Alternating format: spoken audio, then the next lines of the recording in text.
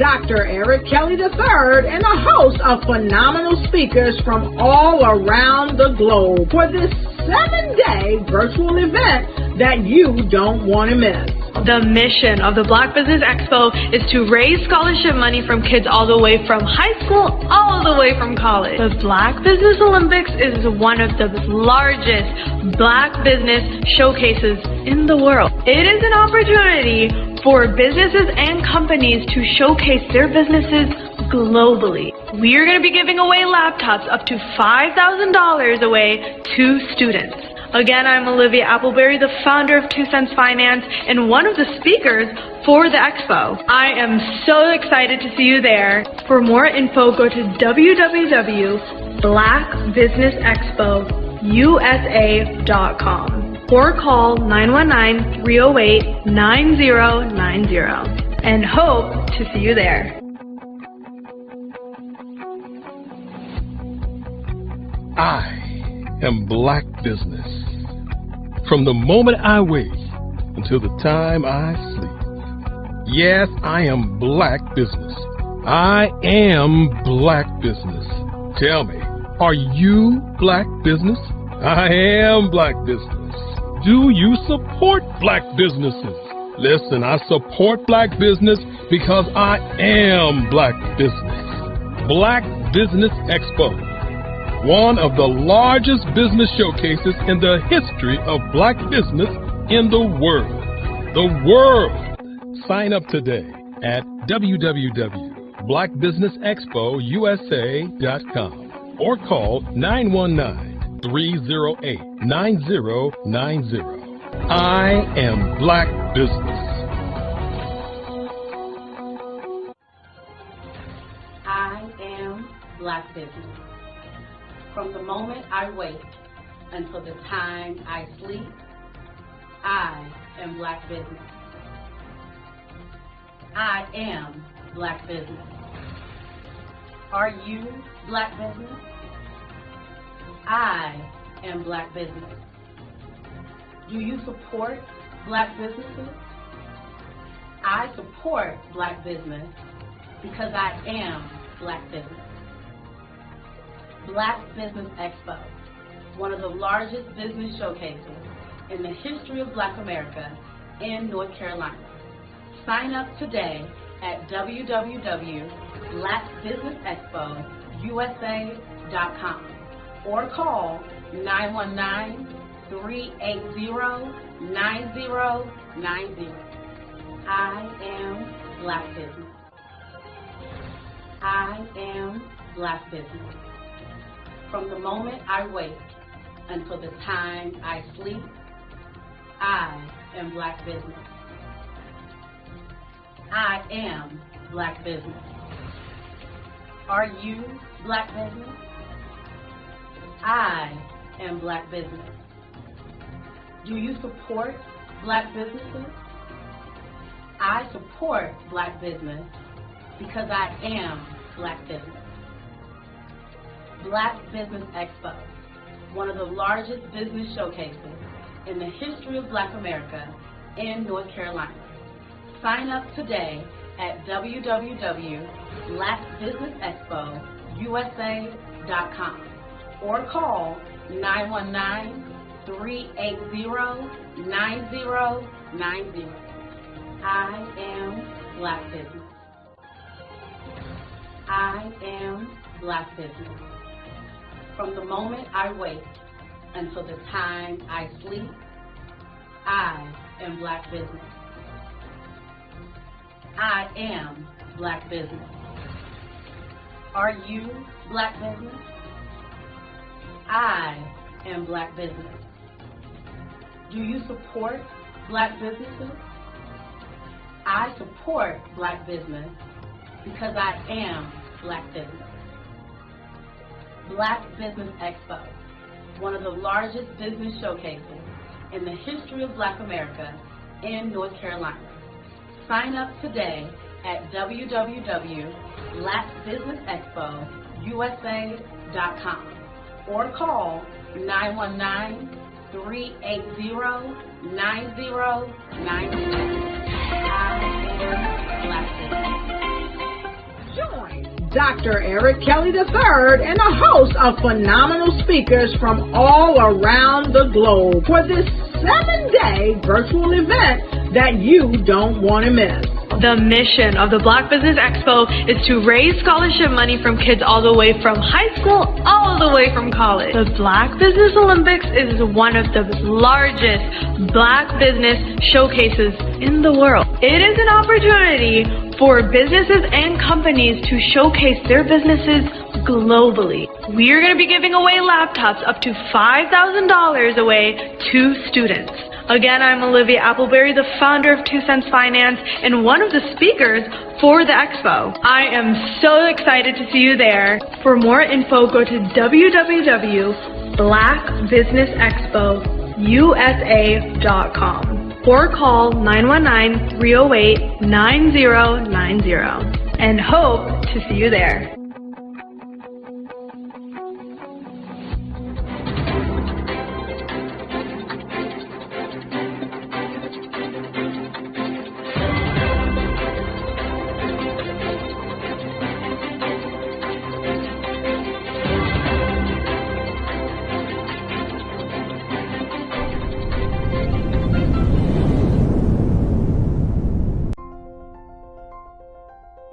What if you could build your own city? A place where every child can find nurturing people to help them achieve their full potential. A place where every adult can access job training support. Where health education is abundant. Where social justice ruled the land. A place without limitations. Welcome. You have arrived at STEM City, USA. It is what every city should be. A safe and trusted community where you find people and resources to help you become everything you are and beyond. STEM City is unlike anything you have ever experienced. It is a digital twin of the world around you, only better. STEM City is about energy and soul renewal. It is more than a digital world. You can almost feel the power of live cultural events, music, and theater. STEM City promises a better future for children with caring mentors and hands-on activities with dedicated tutors to support our youth. STEM City is your passport to a healthy lifestyle with weekly events addressing our community's many issues. STEM City is your financial well-being with helpful information on wealth management, career advancement, job training, and so much more. STEM City is the community you deserve. It is the city where your dreams can come true. STEM City USA, a place in the sky that is accessible to all who reach for the stars.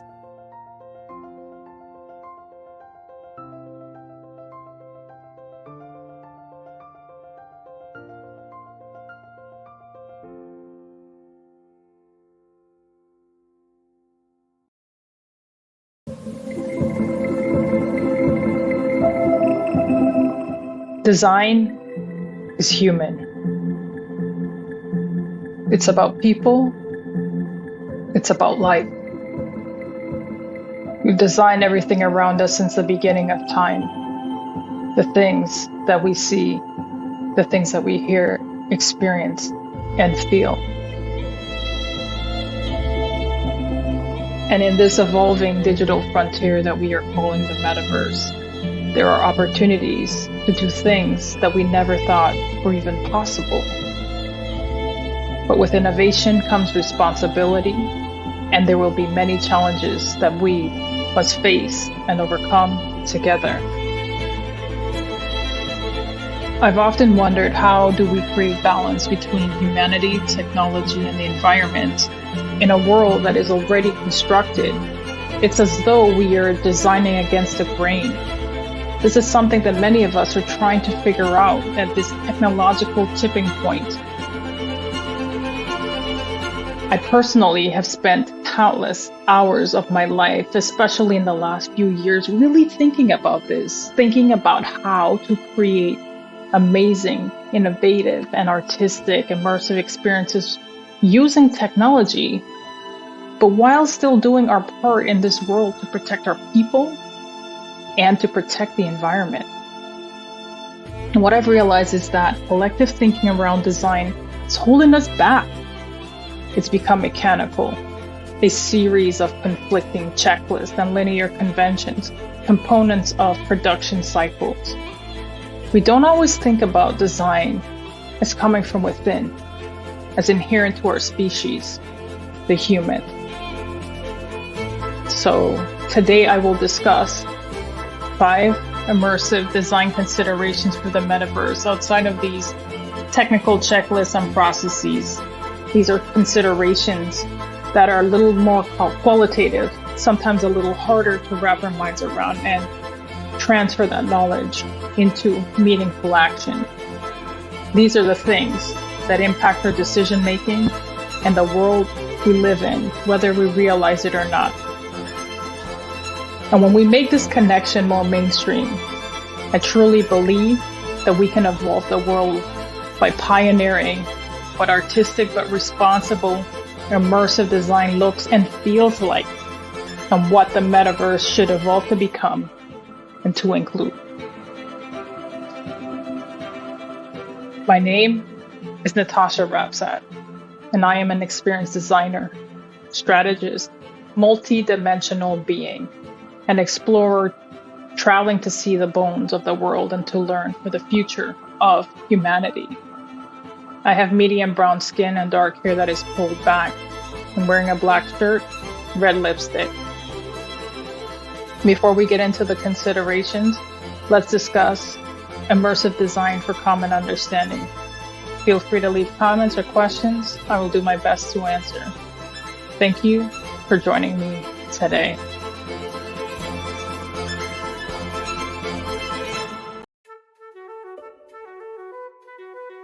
This is Dr. Arnold T. Petsworth. Yes, that's his given name. No, don't look into it. He's the owner of Petsworth Vet World, a veterinary clinic in Hopton, Connecticut. His patients include dog, cat, turtle, cat, turtle, frog, hamster, fish, Goldie? dog, and this alpaca. Due to doctor-patient confidentiality, we can't tell you their names. Business at Vet World was steady, and then quarantine hit. Neighbors on every lane, drive, and even a few cul-de-sacs brought new four-legged friends into their homes. Bunnies. Bunnies. You guys are so cute. Bunnies. You are so cute. Bunnies. You're so cute. Bunnies everywhere. A lifelong lover of Laporte, Dr. Petsworth welcomed these new patients with open arms. Hi, how you doing? How is she? Did you meet Jackie? Jackie, Barbara, Jackie? This is Betsy. The only problem? Okay. There were more appointments than he could manage. Yes, I'm gonna get to you. Give me a second. We're gonna get you in real soon. Don't worry, all right? And then...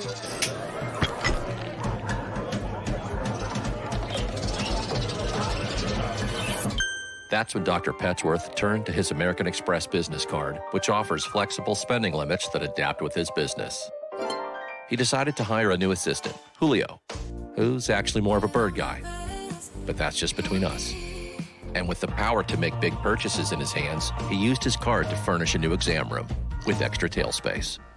Together, Dr. Petsworth, Julio, and American Express Business made sure all the pets of Hopton got the love and care they deserved. All right, Julio, man, that was great, man. And everyone was happy. Especially these guys. Did you know that approximately 333.34 million businesses exist today, according to a report from 2021? And you may be one of those businesses, or maybe you're not in the business market yet, but you're aspiring to be a business owner. Well, guess what? You're in the right place at the right time. Because let's face it, everything is about timing and opportunity. Hi, my name is Dr. Lotus Richey, and I'm the CEO and founder of the Lotus Richey Coaching and Consulting LLC, along with the Lotus Richey Ignite Show. 15 minutes of success with Dr. Lotus Richey, as well as books to boom your business and bring who you are.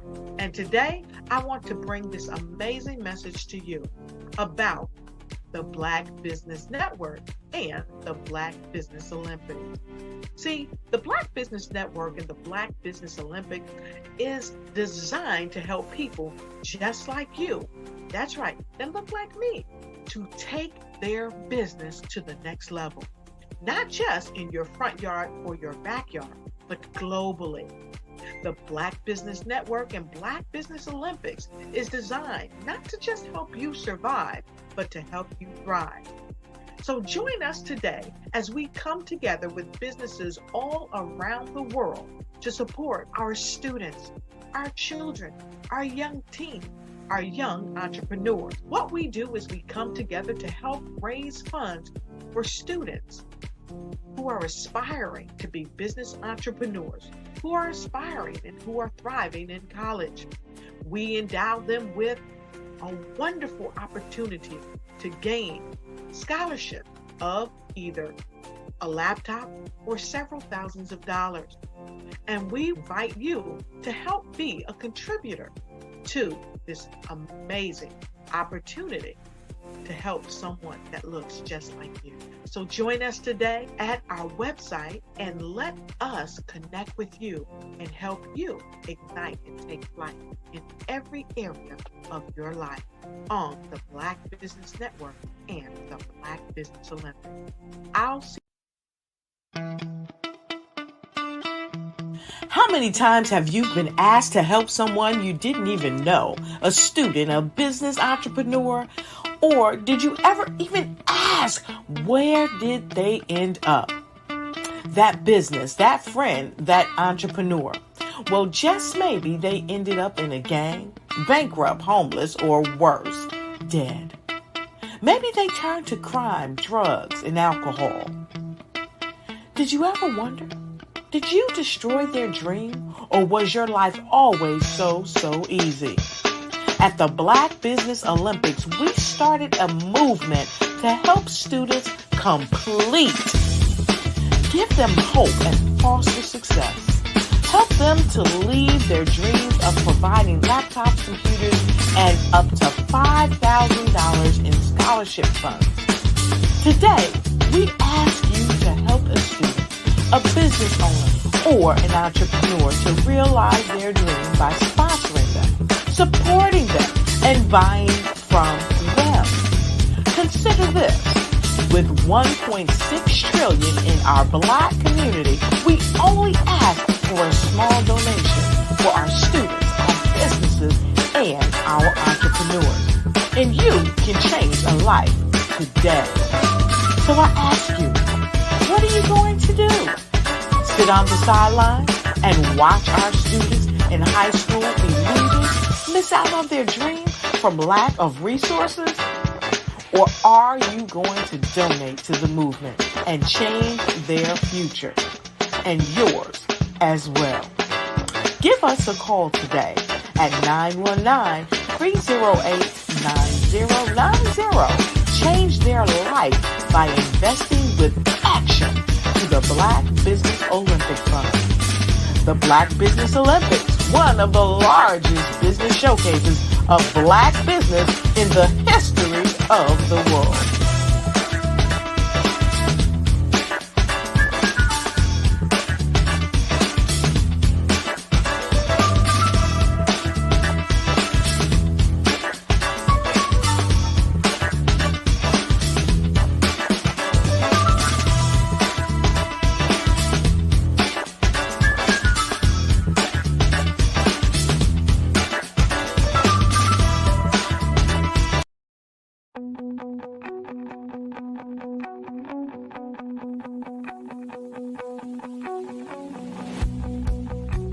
I am Black business.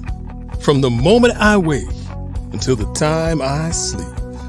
Yes, I am Black business. I am Black business. Tell me, are you Black business? I am Black business. Do you support Black businesses? Listen, I support Black business because I am Black business. Black Business Expo, one of the largest business showcases in the history of Black business in the world. The world. Sign up today at www.blackbusinessexpousa.com or call 919-308-9090. I am Black Business.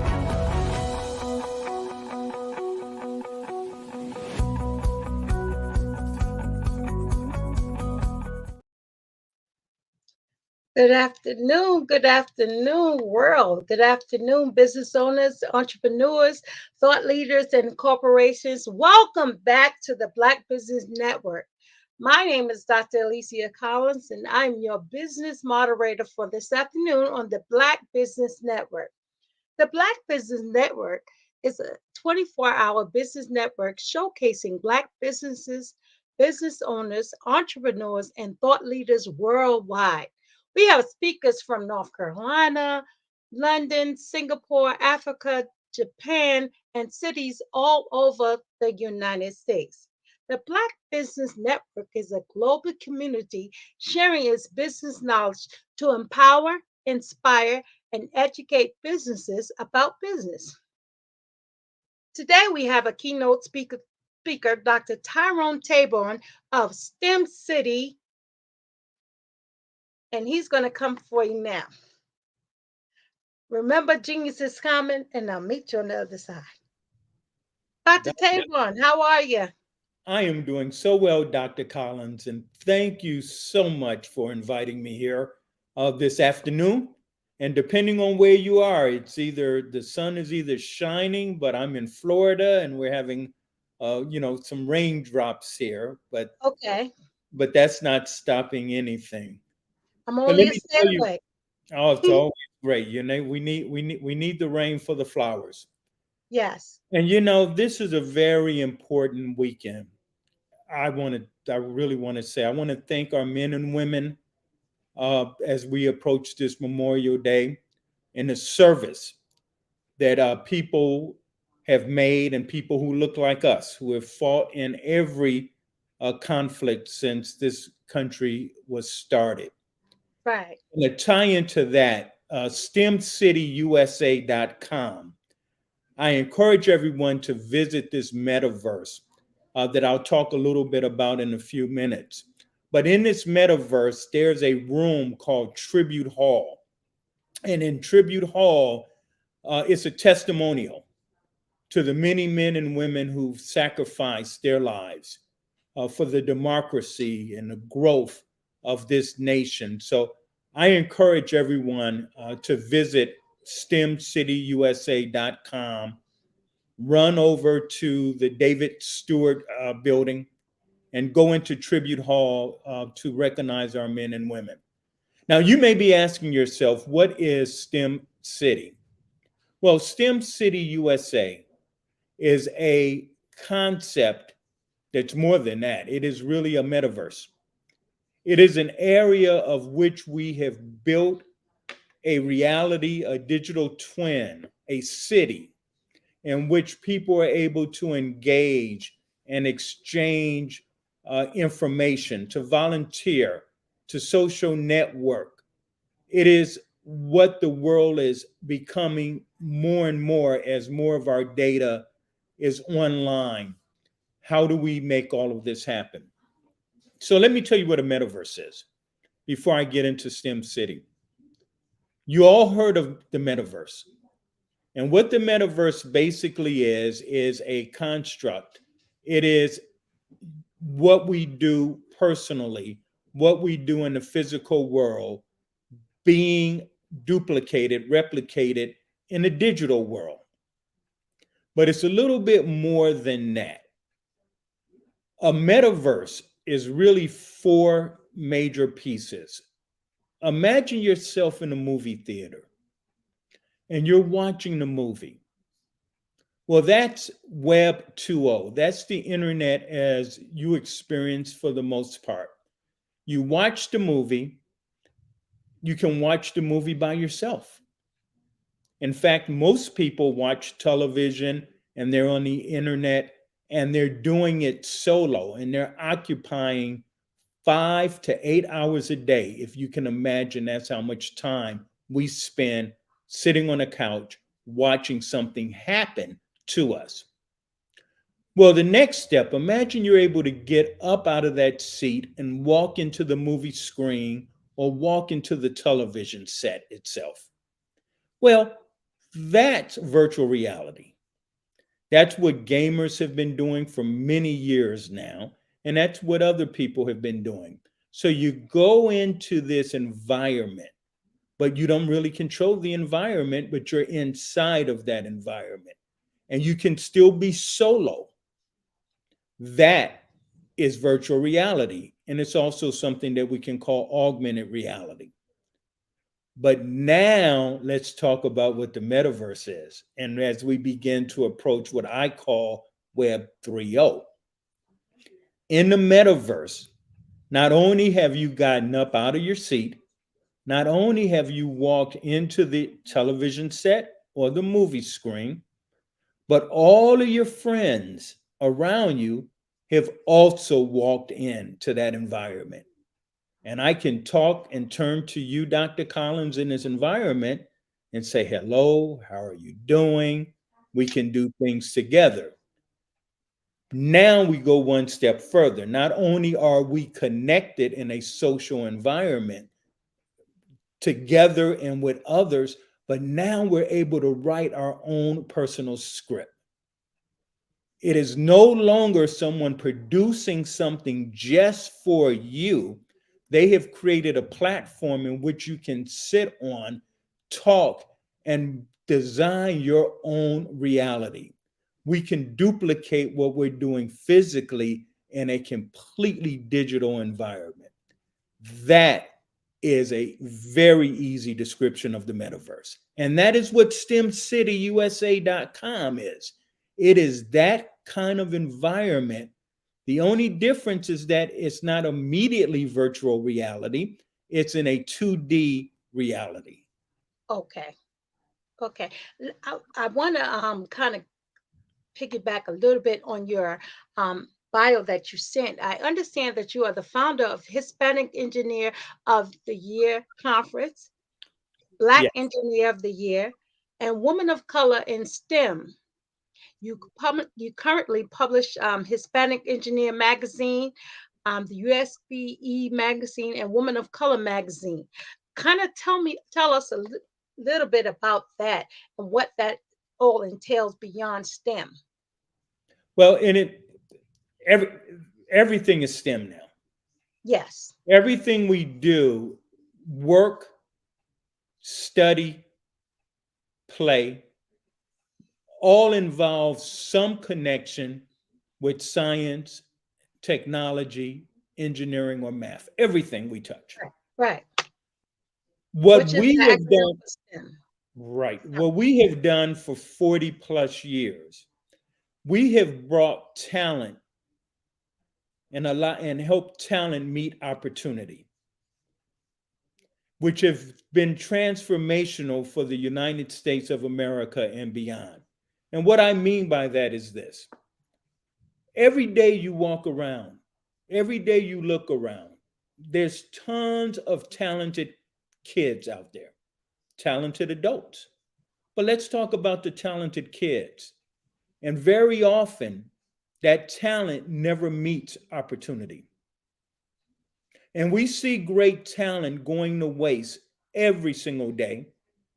We're uplifted at times because sometimes the system does work and talent meets that opportunity. We have been the bridge between talent and opportunity.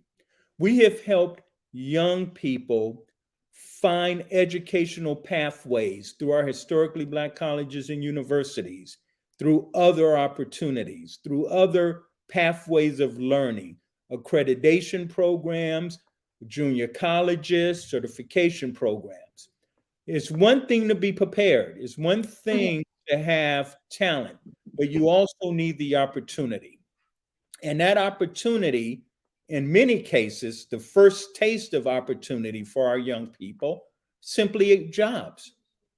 Where are the jobs? And we have been able to work with some of the largest companies in the world and our federal agencies who have these great opportunities: Lockheed Martin, IBM, Amazon, Apple, the United States Army, the Navy, Northrop, Walmart. All of these people have great jobs and great opportunities, and they have been more than willing to let us introduce them to that talent and help that talent grow even more.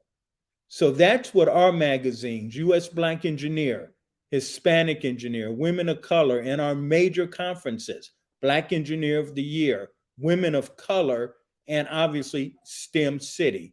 That's what we have done.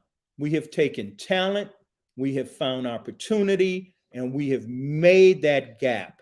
We have helped to close that divide that really has gotten, really, it's so sad that so many of our young people never get that connection.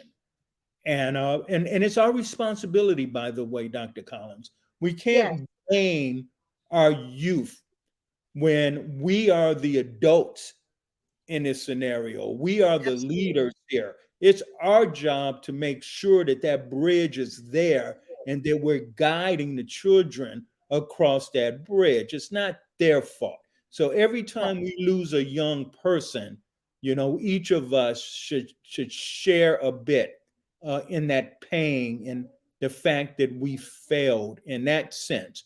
But the positive thing is that we've helped so many, and we have to continue to do so. I think it's wonderful what you're doing. And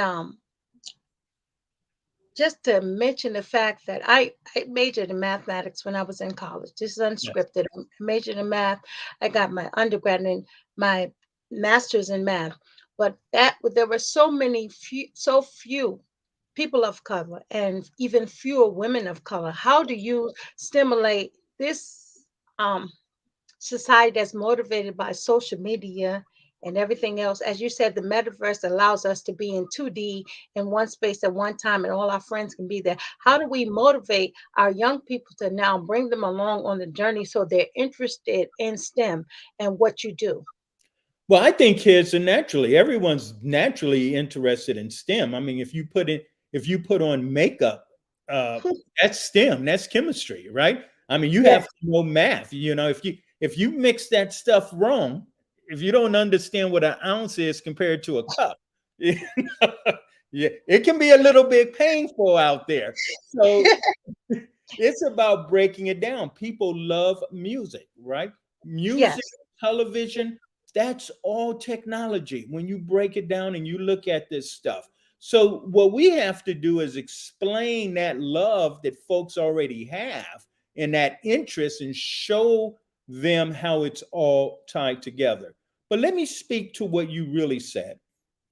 And this has been a driving force. You spoke about being the only one. You spoke about that isolation. Basically, that's what it is. You kind of feel isolated, or someone is telling you you're special, and you look around and say, yeah, I am special, but there's a lot of other special people. You know, because when you say, you're exceptional, you're not like the others, that's reinforcement that there's something wrong with people who look like you. No, I know a whole lot of smart people who look just like me. They just were not given the opportunity. So what we've been able to do with the magazines is show other people that they're in a trusted community. They're in a community of many, many other people who look like them, who came from similar backgrounds, who are contributing. And that's the greatest thing in the world, to know, yes, being smart is not something that's isolated to me, but there's a lot of smart people. By the way, this is normal. You are normal. You're not an exception. Being smart, being a Black woman, you know, who's able to do this stuff. Tens of thousands of other people can do it, but it's been snatched from them. Those opportunities did not exist. So that's why we have such a deep passion to create legacies and give back. That's why you're probably doing this show. And I'm sure you're very much involved in your community because you know that it's worth your time and your effort to bring others along because folks have helped you, but you also know you've been fighting against a society that has tried to keep you down and tell you it's not possible. So STEM City is exactly that. STEM City is this platform where like-minded people of all races and of all genders come together, believing in some core values, some basic core values of opportunity for all, fairness for all. We're not talking about, giving people things that they haven't earned. We're talking about giving people a lifting hand and bringing them along. And that's what we do on these platforms. Now, I do want to say one thing about social media. I think this is important because, the kind of social media that's been out there has caused a lot of devastation for a lot of our kids. Yes. Because it is not necessarily a positive social media. What we're trying to do and what we are doing with everything we touch is positive reinforcement social media. There's nothing wrong with social media if it's positive. There's a lot wrong with social media if you're on platforms that are already negative, that are operating not in your self-interest. And what we're doing and what this show, Black Business Network, what's happening on that particular platform is something that's positive and uplifting. That is positive social media. And I think that's amazing. And even as you said, social media, if we use it responsibly, and that's with anything. That's right. We can make the impact we're supposed to make. But even as you said earlier about having the bridge, being able to pull somebody across the bridge because somebody had to pull me across the bridge. And you're right. If we can find our tribe, or if we can find those people that are like-minded and goal-oriented like we are in the same thing, then we can help one another. We're scattered abroad. And like you said, it's so what you're doing is helping people to find where they fit in the world. So I got a few questions I want to ask you. Am I okay to ask those questions? You can ask anything you want. Okay. The first question that I have is, how do you envision the metaverse revolutionizing the business landscape, particularly for minority-owned businesses, underrepresented businesses? I'll say it again. I got the question. Okay, good. And what I want to say is that the underlying philosophy of a metaverse is economic development. Yes. Without economic development, there is no metaverse. It doesn't exist. You're being fooled, and people, you really are. You're being tricked. The metaverse, the true metaverse, there has to have an economic exchange that's part of it. So what I see with the metaverse is exactly what we're doing now, which is basically like a stock exchange. When you look at what is currency can be money, currency can be goods, currency can be volunteer time. That's right. You beat me to it. All of those things are currency. You're trading something for something else, and that brings value. So what we're doing with a metaverse is making material out of immaterial. Immaterial being data. Data up to this point has been immaterial because you couldn't touch it, you couldn't own it, you couldn't do any of that. So we're able to take the immaterial and make it material. Once it's material, it has value because now we can exchange it. Imagine all of these business people out here now. If I can bring your physical business, digitize it, put it on a platform, and you own your digital, your intellectual property in this area, you now have a marketplace. So STEM City, the metaverse, creates a marketplace that does not exist now in this current form. It does not exist. It creates a marketplace in which we can exchange. So the growth of Black businesses This is the future of Black businesses. Is something like the metaverse. Now it's going to be two. You're still going to have both ways, but the metaverse exists in a real way. Let me take that a step further and give you an idea what I mean. Okay. Currently, we deal with data by itself. Right. You can only own data in Web 2.0, or the current way of which we exchange data. Right. The only way we own data is because it sits on somebody's hardware, somebody's machine. Right. That's what happens. When you join any social media, you know what you're giving away? You're giving away your data. Data. You don't own it. You have no digital agency. You've just given that information away, whether it's health material, whether it's your behavior. You're giving your data to a company. And that company has that data that they resell. But the reason they can resell it is because they've collected it and it's on their servers, their hardware. When we that's called centralization of data. Right. Okay? Now, when we decentralize data, that means you retain the ownership of that data. Now you can sell that data yourself. The value is you keep your data throughout your lifetime.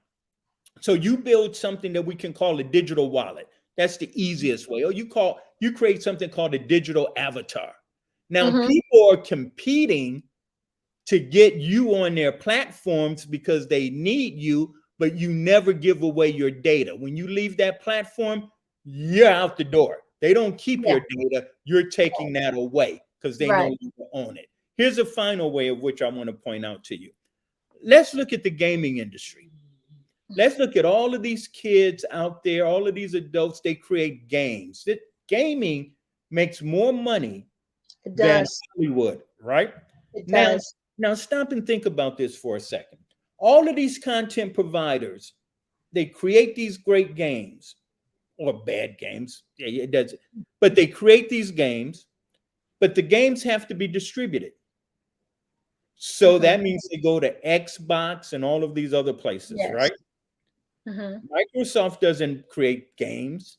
No, it's just Apple doesn't create games, right? They distribute them. They take almost 30%. Wow. For the lifetime of being on their platform. The content provider cannot take their games and their users and everything else and simply take them someplace else, right? Right. So content providers are always there. In a digitized environment, I can deal directly with you. I don't have to go through a third party. Even in a restaurant, if you go into a restaurant, you get the meal, you pay with your card, that card goes to the bank takes a percentage and they send it back to the restaurant. There's 3 people involved because it's a centralized system. If we decentralize that system, you're dealing directly with the restaurant. You're sending them that information directly. Now, the amount of money that companies make just sitting on your money for one night is in the trillions of dollars. Just sitting there. Now, imagine if that can go back into the economy. So in many ways, the metaverse and decentralization of data is a huge opportunity for underrepresented people who have not been able to break through to actually have a lot of control over wealth and to build new markets that they've never been able to do before. And that is really a scary proposition for legacy companies. And that's why that's why they're all rushing to figure out who's going to control cryptocurrency. That's why they have Fed now coming up. That's right. Okay. So I hope that answered your question. But if we approach this the right way, and that's what we're trying to do here at Career Communications Group and at STEM City, if we're aware and we approach it, there's really very little barriers, Dr. Collin, for us to really get in the game. I just think many of us don't know yet. Hopefully we will. And secondly, we overcomplicate things in the world. People with information They make it complicated because you know why? Because if you don't know, someone has power over you. Yes, So absolutely. keeping you in the dark is unfortunately, but this has been true throughout the history of people who want to maintain power. I call them Keeping gatekeepers. There you go. People who have the knowledge, they don't want you to know, and therefore you pay more for them to take you through.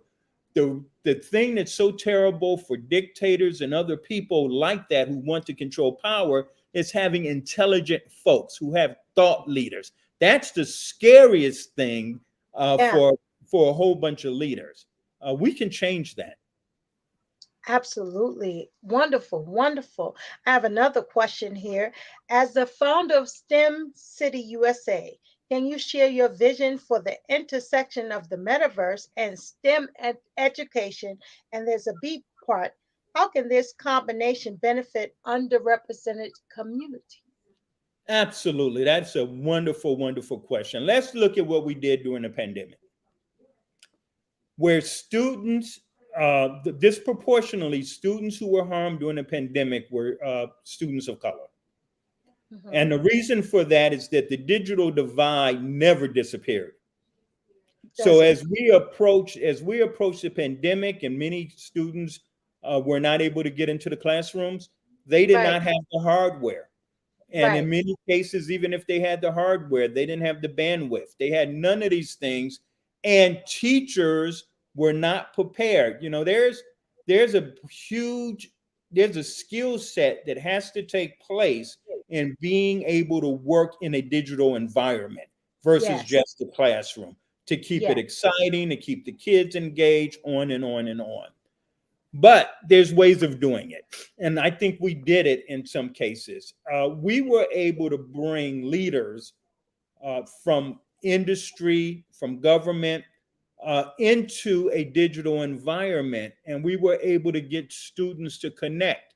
In some cases, we had over 2,000 students participating in career days and professional development days as a result of this. So if you think about what a digital format can do, if implemented properly, you can bring skills into one community. For example, wherever you are right now, you could bring some real basic skills. You can do courses, and you can push that out throughout the world. And if you have in these different locations, such as a classroom, you have a teacher, factotum, community leader, STEM leader, working with those students in those particular locations to allow them to comply with that information, you've now taken that information and you're able to spread it not to just 50, but to thousands. And that is one of the most beautiful things that we're going to be able to do in a true metaverse situation. And that's positive social networking, by the way. See, a lot of this stuff that exists out there, it's on demand. So you tell a student, okay, you go online and you download the lesson plan. I'm not going to do that, and I'm an adult. Because you say to yourself, I'm 20 minutes into this thing, and I can come back later. You're not going to come back later, but you can fool yourself.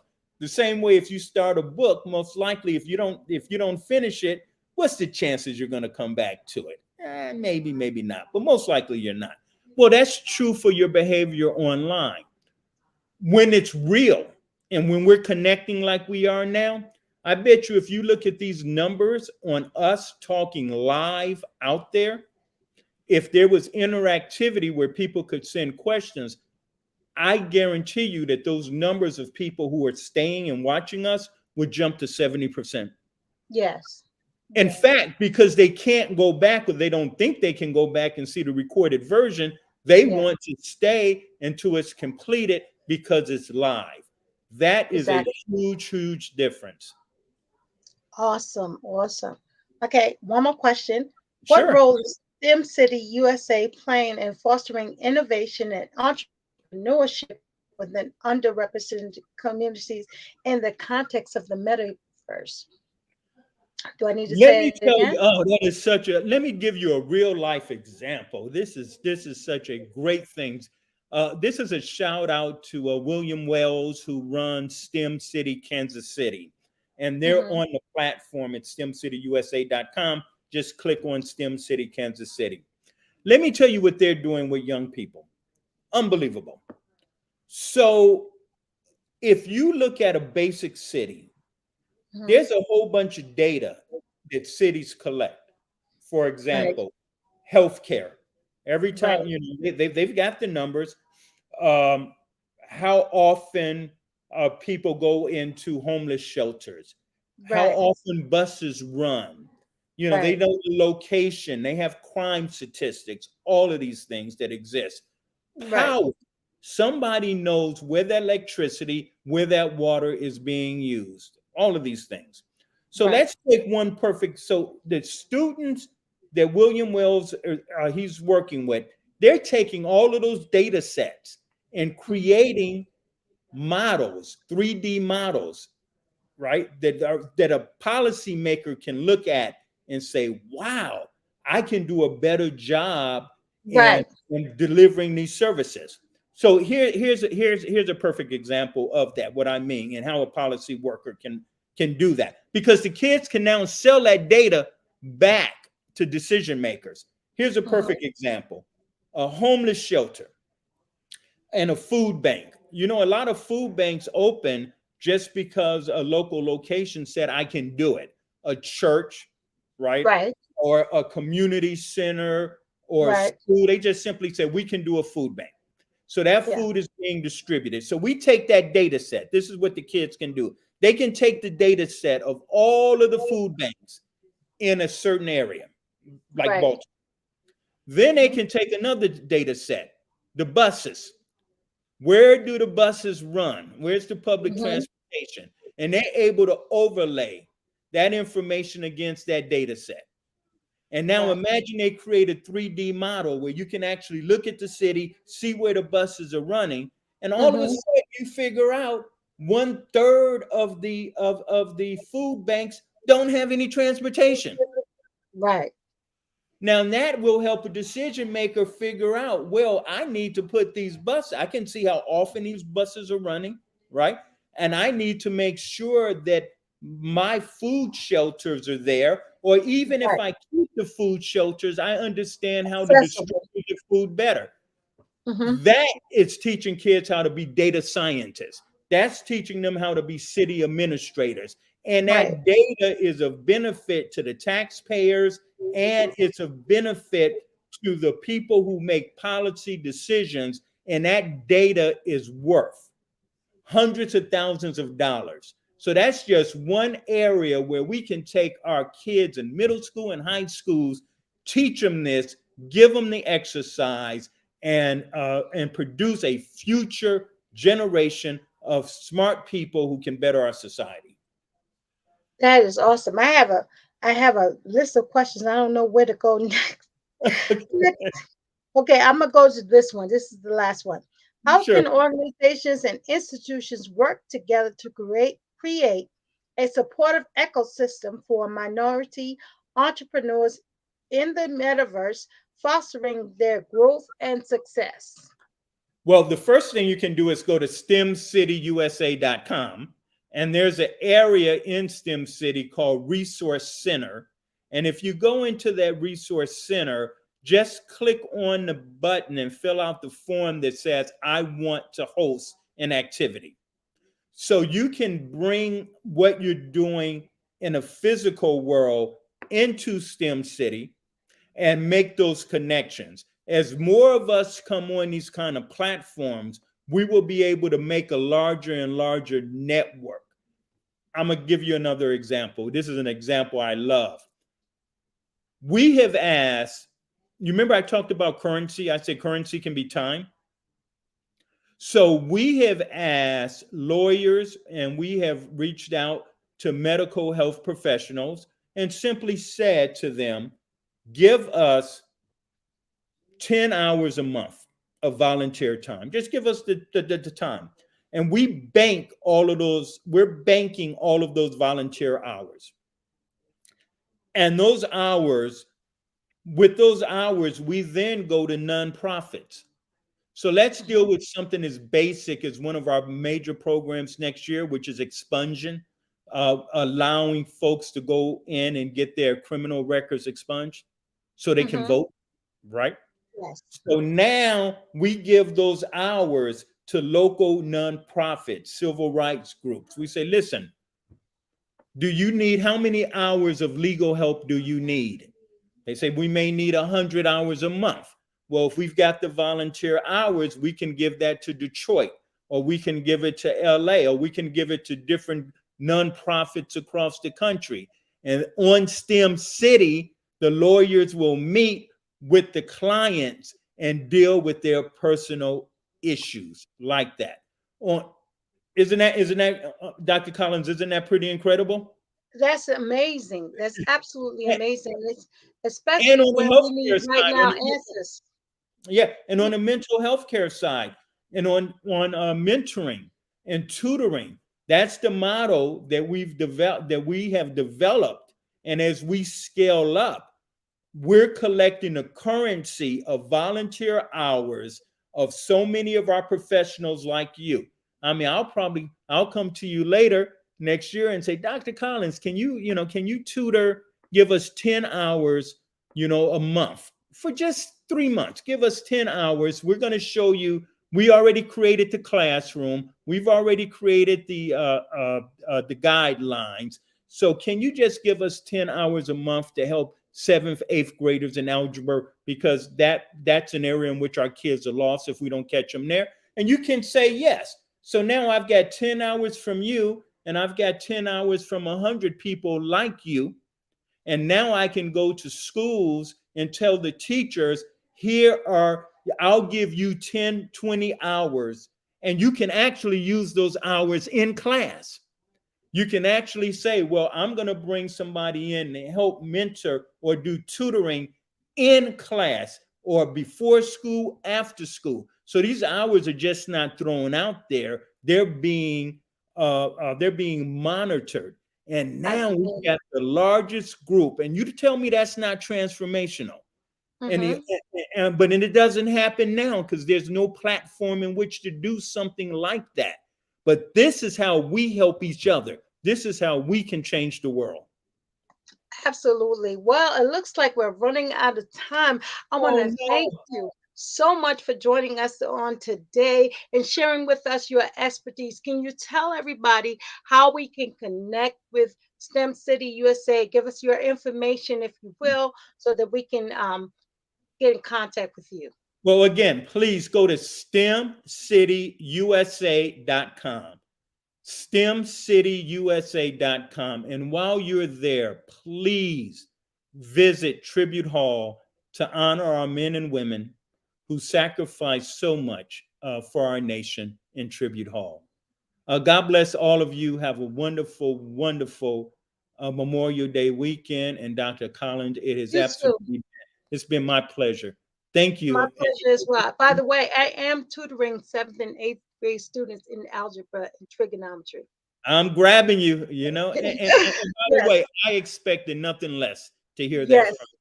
Have a wonderful day. I am so excited for you being with us today. And again, I want to say shout out to you and your team at STEM City and everybody that's bringing us where we need to be as far as the metaverse. It now makes sense. Okay. One at a time, one at a time. Absolutely. Absolutely. Thank you. So thank you, everybody, for joining us on today. The Black Business Expo mission is to raise funds for our high school seniors going to college, K through 12 entrepreneurs. This expo is a fundraiser for students. You may go to blackbusinessexpousa.com to donate to the scholarship fund or use Cash App that's on the screen below. It's coming up, $BBXUSA. Our goal is to give laptops and up to $5,000 to 10 students But the students can also register online at Black Business Expo USA. Every dollar counts. So we want to remind you to donate to the scholarship fund. We want to thank our Black Business Expo USA sponsors from May 2023. NC 100, Moody Capital Partners, Suede Soul, Lotus Richer Coaching and Training, Carolina, Virginia Minority Supplier Development Council, Step Management, BHS and Associates, Margie McLean Foundation Incorporated, Geniuses Common, Earth Essentials, Mullane Shaney Global, Executive Women's Success Institute, The Quality Coaching Company, Superwoman Business Services, Creative Force Studios, Lee Entertainment, Artistic App Designs, Black Business Expo USA. Genius is common, and I will see you on the other side.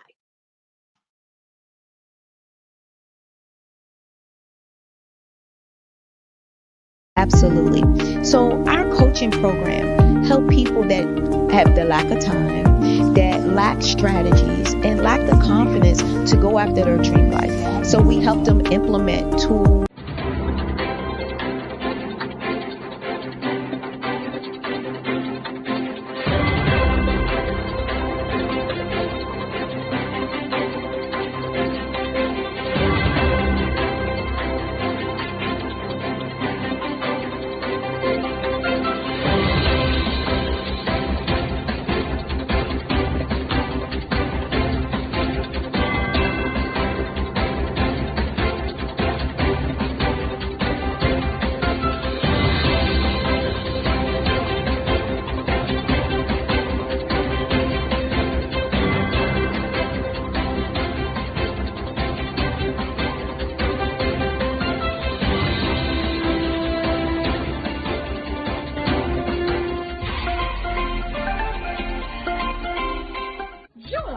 Dr. Eric Kelly III and a host of phenomenal speakers from all around the globe for this 7-day virtual event that you don't want to miss. The mission of the Black Business Expo is to raise scholarship money from kids all the way from high school, all the way from college. The Black Business Olympics is one of the largest Black business showcases in the world. It is an opportunity for businesses and companies to showcase their businesses globally. We are going to be giving away laptops up to $5,000 away to students. Again, I'm Olivia Appleberry, the founder of 2 Cents Finance and one of the speakers for the expo. I am so excited to see you there. For more info, go to www.blackbusinessexpousa.com or call 919-308-9090 and hope to see you there. I am Black business. From the moment I wake until the time I sleep. Yes, I am Black business. I am Black business. Tell me, are you Black business? I am Black business. Do you support Black businesses? Listen, I support Black business because I am Black business. Black Business Expo, one of the largest business showcases in the history of Black business in the world. The world! Sign up today at www.blackbusinessexpousa.com or call 919-308-9090. I am Black business. I am Black business. From the moment I wake until the time I sleep, I am Black business.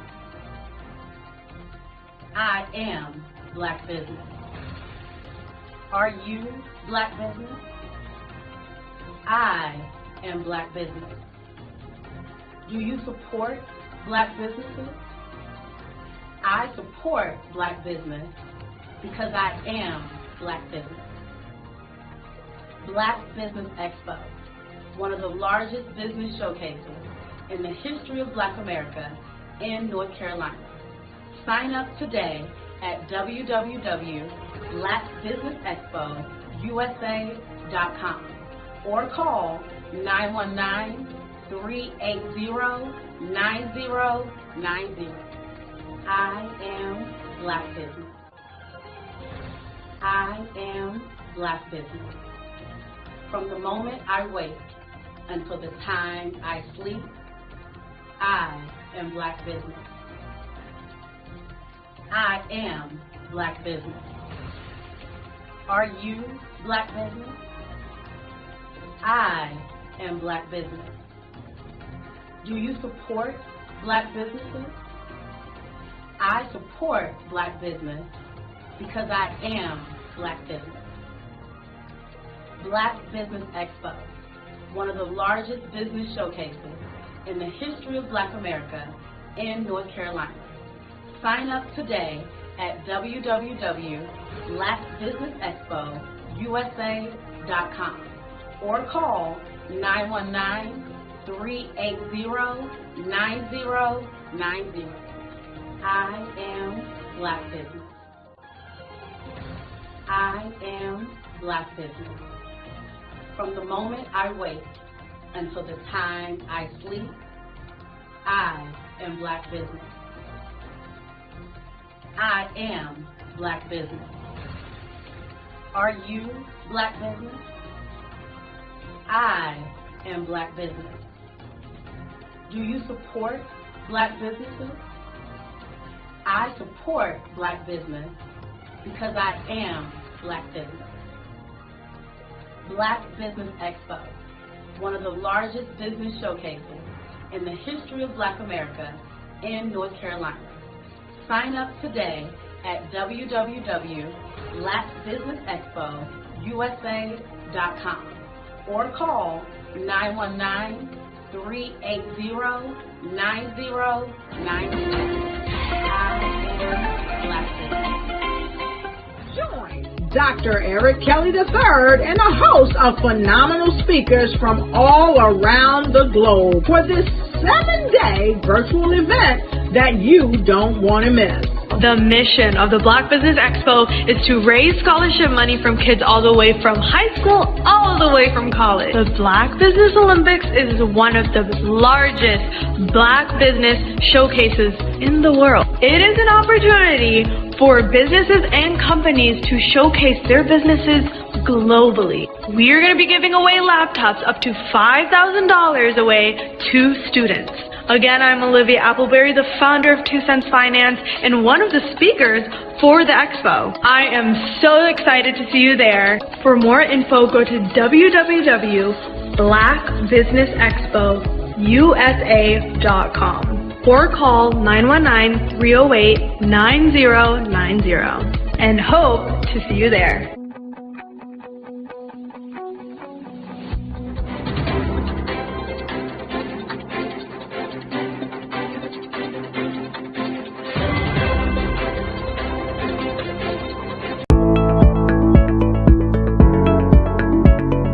Prepare for what's coming and dominate in economic winter. Stand strong and thrive by showcasing your great products and services globally through the Black Business Network and Black Business Olympics. The Black Business Network has showcased over 2,000 companies with over $7 billion in sales each year. Over 10 million attendees have viewed the rebroadcast each month. Through the Black Business Olympics, unique styles of business training and mentoring are turning students into business owners and entrepreneurial warriors who will dominate in any economy. Gain the ultimate advantage of the Black Business Olympics, 7 days of unbelievable topics and speakers speaking around the globe. Donate your time and experience to provide expertise and scholarships to students worldwide and change the world. Now, more than ever, new insights, tools, strategies, and capabilities are needed. this is your chance for a major presentation to the world. Fill out the form and join the more than 2,000 speakers who have presented to over 200 countries. Join the Black Business Network streaming live into the Metaverse, STEM City, Black Multiverse Enterprises, Hulu, Amazon, YouTube, iHeartRadio, Apple, Facebook, LinkedIn, Pod TV, IBM TV, Spotify, and Google Podcasts. Sign up today. Spaces are limited, and we will see you there.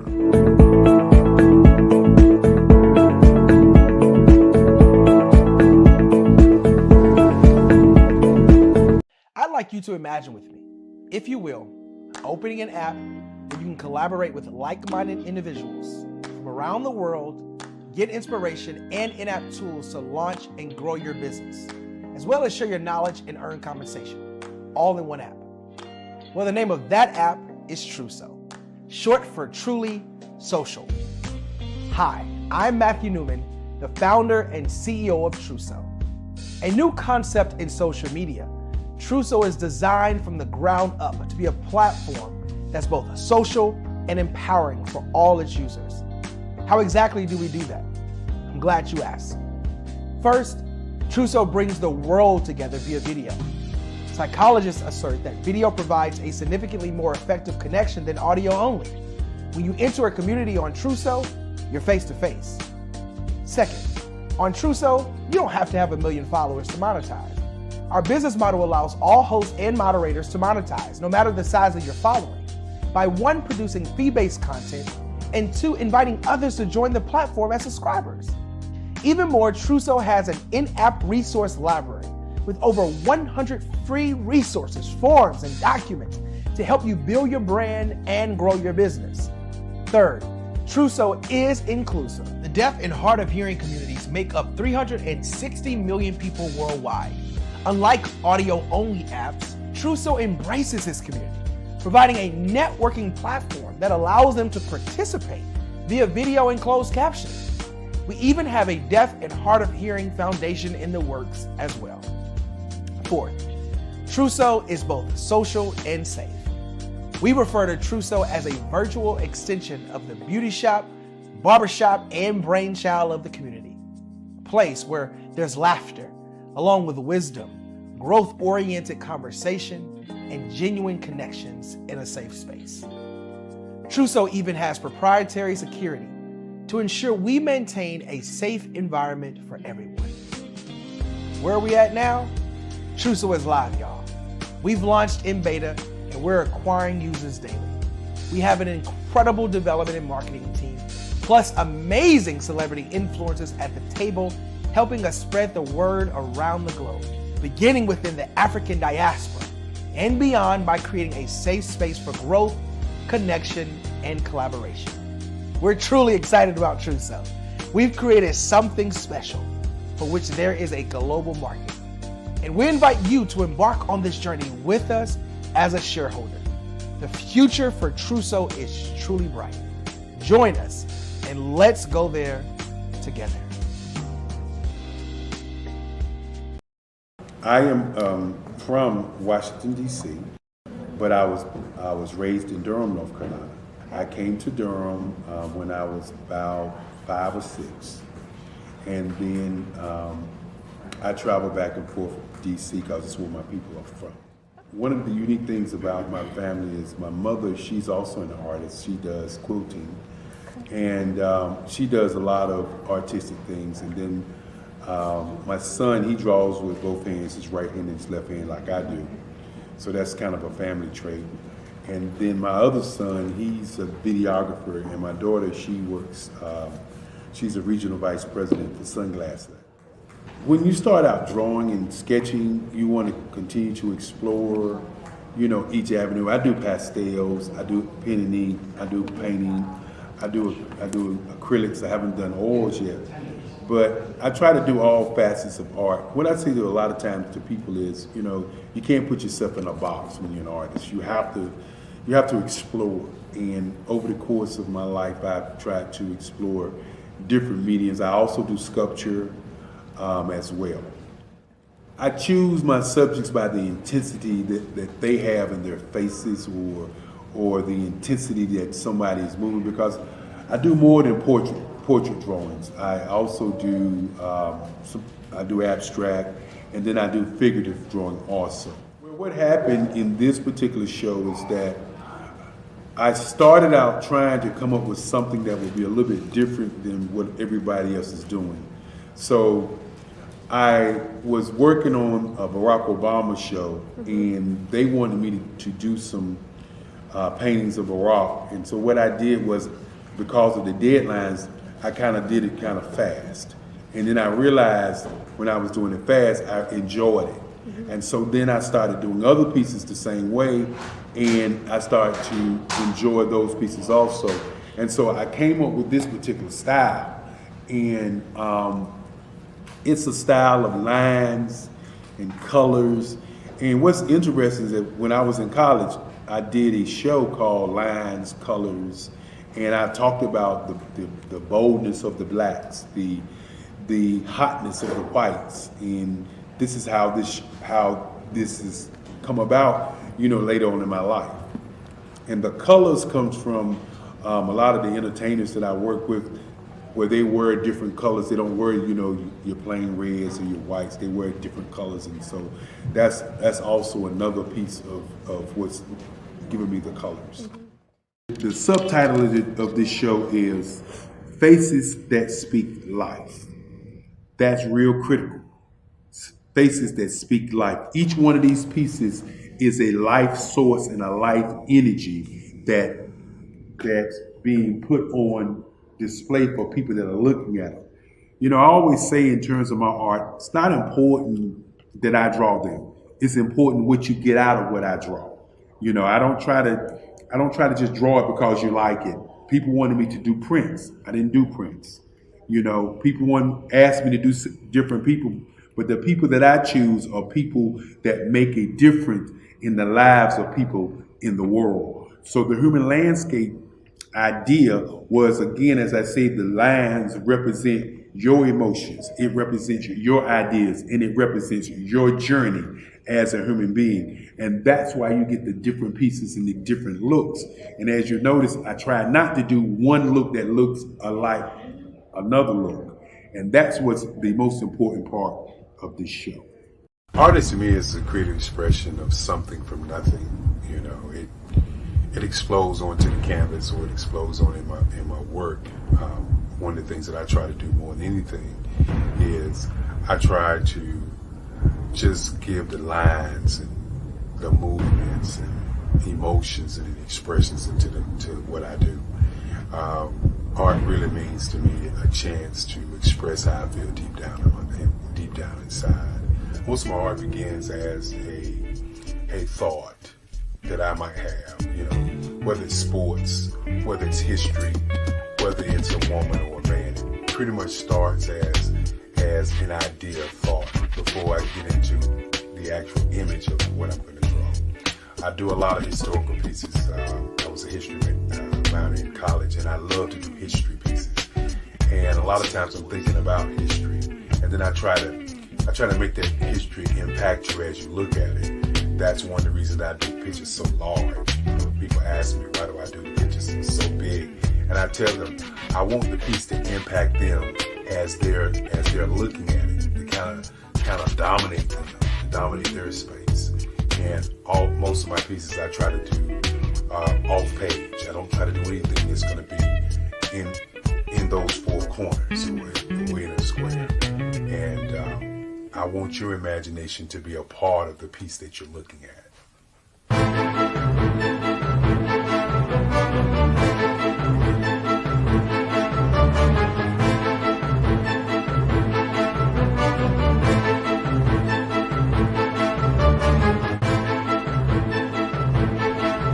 The way I feel when I'm drawing, when I'm creating something, is I feel free.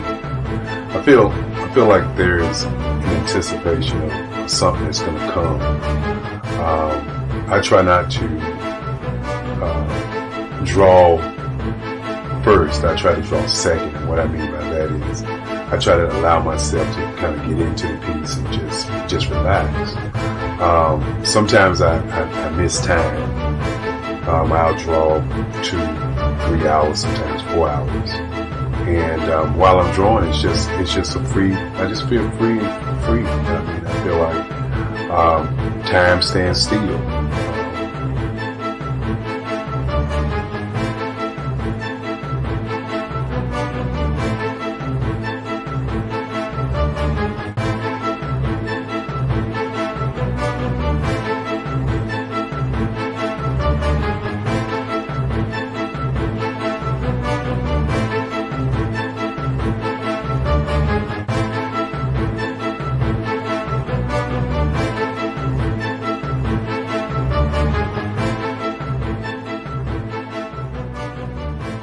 That's what it's all about in terms of the lines and the colors in my work, is to get an expression, to go deeper and past just what you see on the surface, but to go and try to find an expression that everybody gets a different taste of what that expression is, whether it's anger or whether it's being happy or whether it's being, kind of calm or nonchalant.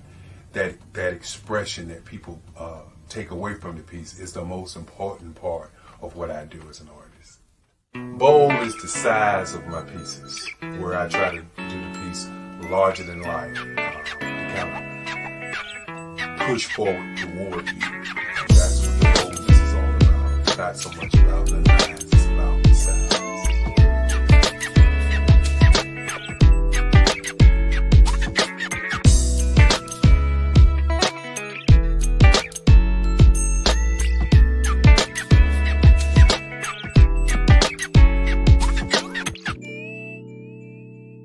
The Face of Change art show is inspired by my mother, but more importantly, it's a historical moment in time as the pieces depict different emotions and expressions of Barack Obama.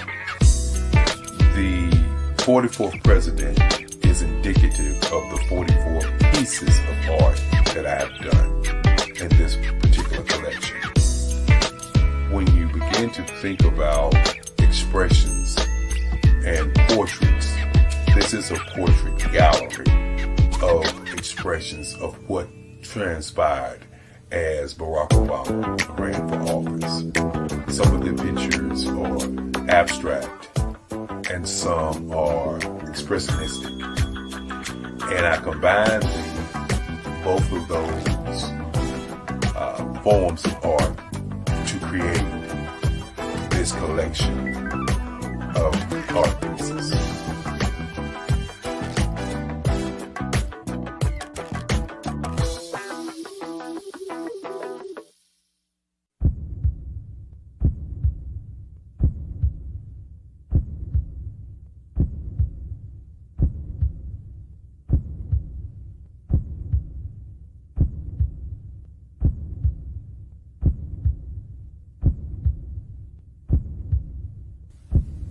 Overcomer,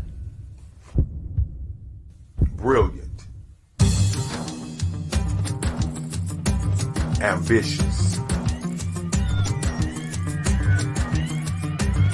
motivated,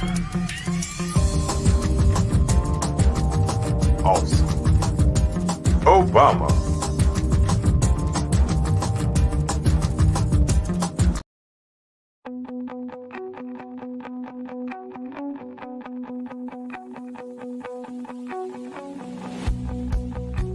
I am Black business. From the moment I wake until the time I sleep.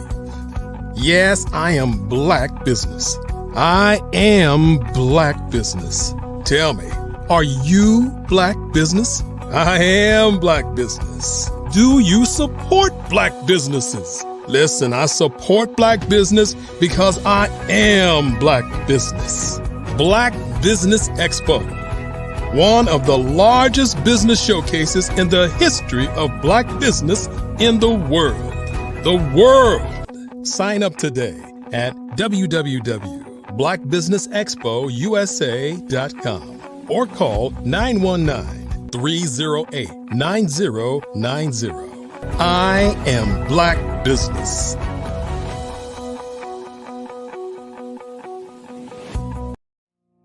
Did you know that approximately 333.34 million businesses exist today, according to a report from 2021? And you may be one of those businesses, or maybe you're not in the business market yet, but you're aspiring to be a business owner. Well, guess what? You're in the right place at the right time. Because let's face it, everything is about timing and opportunity. Hi, my name is Dr. Lotus Richey, and I'm the CEO and founder of the Lotus Richey Coaching and Consulting LLC, along with the Lotus Richey Ignite Show. 15 minutes of success with Dr. Lotus Richey, as well as books to boom your business and bring who you are. And today, I want to bring this amazing message to you about the Black Business Network and the Black Business Olympic. See, the Black Business Network and the Black Business Olympic is designed to help people just like you, that's right, that look like me, to take their business to the next level. Not just in your front yard or your backyard, but globally. The Black Business Network and Black Business Olympics is designed not to just help you survive, but to help you thrive. So join us today as we come together with businesses all around the world to support our students, our children, our young teens, our young entrepreneurs. What we do is we come together to help raise funds for students who are aspiring to be business entrepreneurs, who are aspiring and who are thriving in college. We endow them with a wonderful opportunity to gain scholarship of either a laptop or several thousands of dollars. And we invite you to help be a contributor to this amazing opportunity to help someone that looks just like you. So join us today at our website and let us connect with you and help you ignite and take flight in every area of your life on the Black Business Network and the Black Business Olympic. I'll see you on the other side.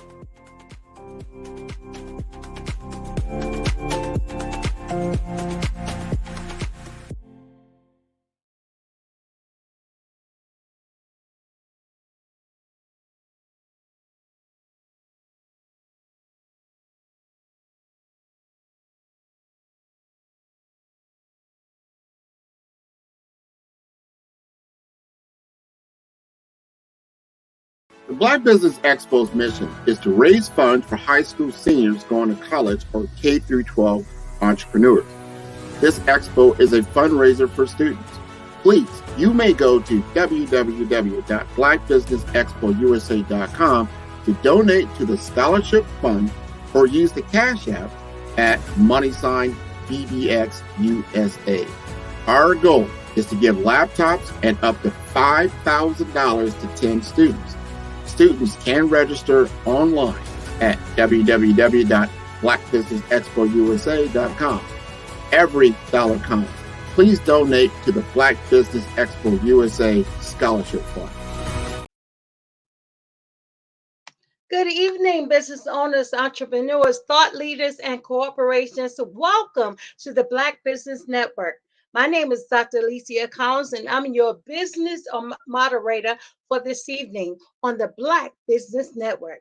The Black Business Network is a 24-hour business network showcasing Black businesses, Black business owners, entrepreneurs, and thought leaders worldwide.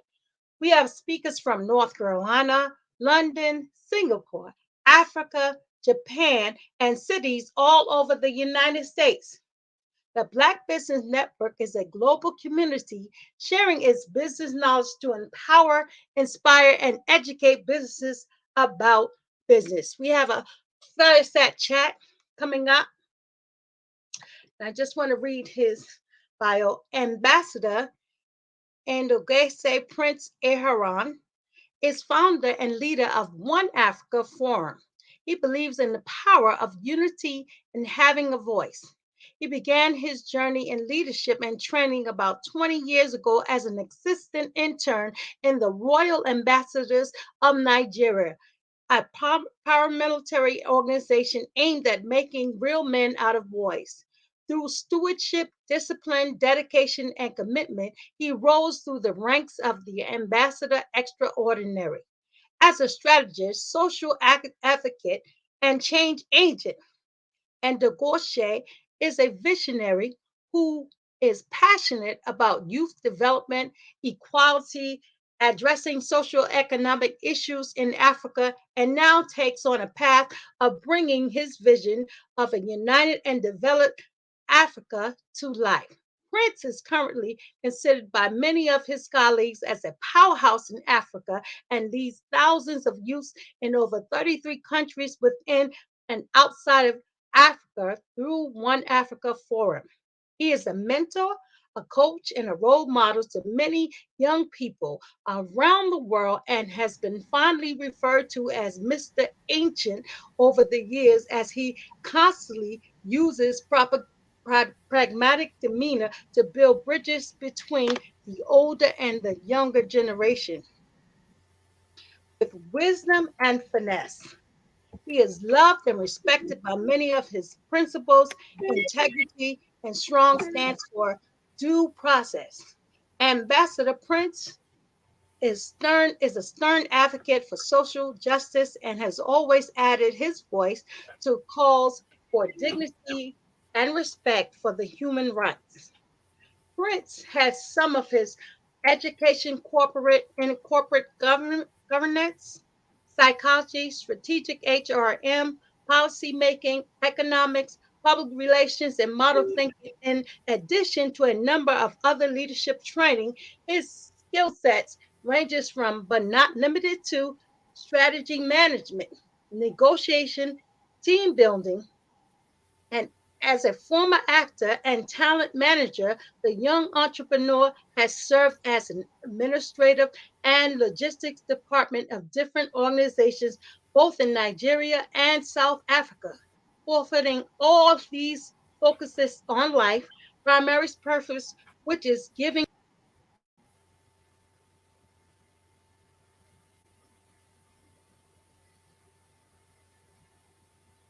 women and children targeted to initiatives at One Africa Forum. And Ambassador Prince currently lives in Johannesburg, South Africa. He enjoys networking with people, participate in futuristic and action-oriented conversations, and transforming Africa. I present to you the Prince. I don't want to say your name wrong. I say Thank you very much, Dr. Leisha Collins. Thank you. It's Prince Edosiri Irahon. Thank you very much. I'm gonna try to say it right. Yes, Adosege, it's Iran. Edosiri. Yeah, Edos. It's four syllables. It's Edosiri. Adosege. Got it. Yeah, that's good. That's good. Is that good? But can I just call you Prince not to mess up your name? Oh, absolutely, absolutely. Prince, Well, Prince is okay. welcome to the Black Business Network. We're excited to have you here, and I got a few questions for you, and I'm excited about these questions. But could you please introduce yourself first to the Black Business Network? All right, thank you. I mean, what more can I say? You have just read I don't know if it's a whole page or more than a page of who Edosiri is. So in a nutshell, my name is Prince Edosiri Irahon. I'm an entrepreneur and I'm the leader and founder of One Africa Forum. And yeah, and I think that's basically sums it up. So in addition to what you already have read out. Okay, so I'm going to dig in a little deeper and kind of find out the history of One Africa Forum. I want to ask you, when was One Africa Forum founded? Oh, thank you very much. One African Forum has been a vision for years. You know, for over the years I've been going through my training. It's been a vision and one thing we wanted to establish. But it was officially launched in 2020 Yes, it's just about 3 years old when it was officially launched, but it's been a project. It's been a lifetime project. Wow. Okay. Who are your primary targets at the One Africa Forum? Yeah, thank you. So our primary target would be the youth, all right, and the women and children, and also we have incorporated, which is becoming very essential now, the men as well. And so basically, we cut across different demographics. So if we want to talk about primary targets, we may be falling off if we just pick one, but we say the youth, and then we cut across all demographics, and of course Africans. Absolutely. Absolutely. I understand that. Why do you believe so much in the power of one? Oh, that's quite an interesting question. Well, I personally believe in the power of one because I understand that the power of one is not, like I said during presentation earlier, is not limited. It is important. The power of one, it underscores the profound impact that a single person can have on the world. All right, just one person can have such a profound impact on the world, and understanding that, whether through inspiring others, whether it's through act of kindness or personal growth, uh, individuals possess the capacity to shape history, and by Mhm. recognizing these, our own power and responsibility, if we recognize this, we can really strive to make a positive difference in the lives of those around us, Mhm. creating ripple effects that can transform our communities and the world at large. And these knowledge, this understanding really push me, and also the team as well, to believe in the power of one. If you can just change one person, if you can just influence one person, it goes a long way. Thank you. Absolutely. Wonderful. What is your primary strategy for transforming the youth, and why is that important? Education. Education is our primary strategy. And Mhm. I mean, need I say more? Why is it important? Education is important. It's the bedrock of any success or any progress or rather any development of any country. Education is important because it helps understand where you're coming from, where you are, and where you're going. Education also helps you understand what is to come, and if we are building a future, if we are building for the future, it's important to understand the history and understand what's coming up in the future as well. So education encompasses everything for us. It's very Mhm. important, and so it is our primary strategy in achieving our many visions and many goals. That's absolutely awesome. And I would, you know, after education, what would be after education? That's the main thing, but what would be after education to couple with the transforming of the youth or the people involved in um, one Africa? No, thank you. That's absolutely a good question. And it's really a brilliant follow-up question, I must say. So, what really follows after education is the empowerment. But then we also understand that in educating these people, first of all, education itself is a form of empowerment. All right, Yes. it's a form of empowerment. But then we then take it to the practical level. All right. While you're educating these people, you're beginning to understand their talent, you begin to understand their skills, you begin to understand their interest, their strength, and your weaknesses as well. And then you begin to empower them. You just don't teach them to fish, or you just don't give them fish, but you teach them to fish, and you give them an opportunity, to use that information and that knowledge as well. Right. So we empower them, we connect them with opportunities and the right people as well. So yes, empowerment follows right after education. Absolutely awesome. Okay, who is your you've already talked about your demographics and as you were talking about your target people, you said the youth, you said the men as well as the women. And so I want to know what is who can partner with One Africa Forum? Is it open to everybody globally, or just you're just focusing on Africa right now? Oh no, no. Thank you very much. It's important that that the world really gets to understand that we are open to partnership and to partners from around the world. As a matter of fact, it's important that we all come to the table, all right, and be part of the decision makers as well. It's important that we all come to the table and be part of those who are steering the organization. So our partners come across from around the world, from some of the events we've held as well. We've had speakers from around the world, and we've also had partners from the United States who are also very very interested in the progress of young people, and also from across the world as well, from Europe and Asia as well. So yes, our partners come across from around the world. Um, and just to quickly add this as well, currently we're currently in the process of onboarding new board members, right? Board of directors, to steer the organization. And so in doing that, we have opened this opportunity to people from around the world. It is the board. The board eventually will not just be led by Africans, right? If Right, given the right, right, opportunity, it will be led by, as by brilliant minds from around the world. You right. understand?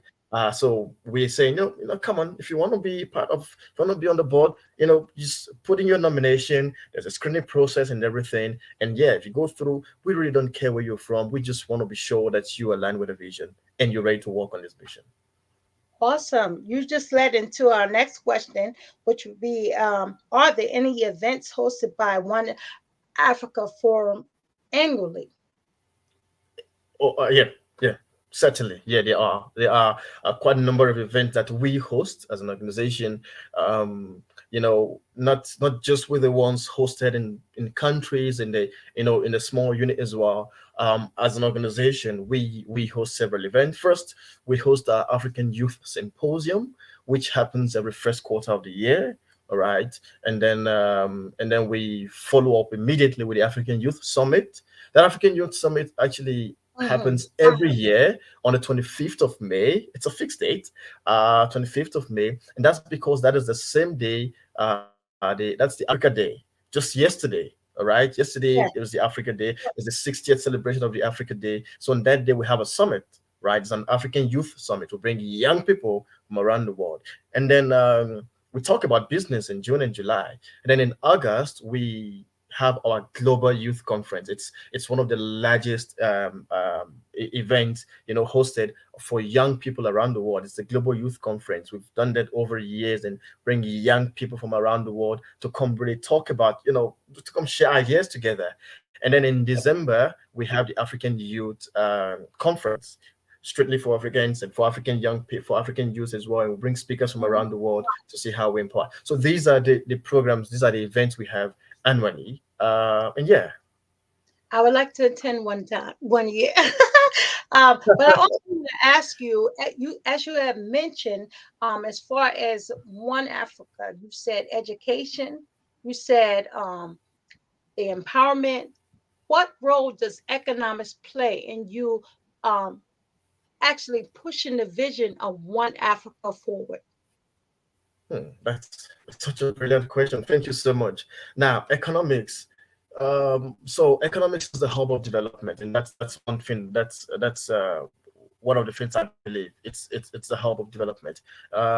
So commerce, right? We call it commerce. Is part of our core strategies, part of our six strategies as well. So we in all our strategies we have education, entertainment, sport, leadership, commerce. We have the ICT as well. So these and the fintech as well. So all these come up. Economics plays a very huge role because if you are not able to either buy or sell your information or your resources, okay, you are technically trapped. Okay, Right. and so we try to create this environment, this opportunity, and we're also tapping into the new development on the continent of Africa, the African Continental Free Trade Agreement that allows Africans to trade within Africa, right, Mm-hmm. easily. And so we encourage young people, we empower young people, especially in businesses, those who want to be entrepreneurs. They get the right training and they get the right support. all right, Mm-hmm. and then they get right mentorship, and we see them. We also encourage them to, patent their products, if it's a unique product, okay, or so in a nutshell, economics plays a huge role, and we understand that part. We take huge advantage of it, and we partner with businesses around the world and say, hey, how do we work together to bring about this development? Because I don't know in any country that succeeds without a proper economical structure. Absolutely, absolutely. I want to take it more personal. I want to ask you, who is Prince Ehran and what do you actually stand for? Can you describe yourself in 3 words? Ooh, 3 words. There's probably Ah, more. 3 words. Okay, well, you read a bio of Prince Sirahon. I think that's Yes. pretty much sums it. And I also just said a little about it, but in 3 words, I'd say visionary. Um, I'd say empathetic, and and and and I'll say leader. So Prince Sirahon is a leader. He's a visionary, and he's empathetic. I try to read people, and see how we can work things around. So in 3 words, I think that was pretty modern. Awesome, awesome. Because you do have an extensive bio, and as I was reading it, I to see how much you just elevated and did everything you could do. You're one world. I mean, one Africa is in the correct hands, I should say. Um, I got a final question for you. Um, Let me just get it right here. Why are you so passionate about this particular mission of One Africa, the One Africa Forum? Why are you so passionate about it? Is it your All right, baby? thank you. Yeah. So that's a question I get to answer a lot of times. Whenever we talk about One African Forum, like, no, you sound this way. Why are you so passionate about it? And and I have never been able to give a satisfactory answer that I always have to go back to. All right, because every time I have to review my answer again and think, there's really more to this. Yeah. Why am I really passionate about it? It's because I have seen the society from whence I have grown, right? I've seen the people that I've interacted with. From where I see it, I have actually tried to do some sort of measurement and see what the future looks like, and also see where I'm coming from. It is not. This is not a kind of world or a society I would want my children to grow up in.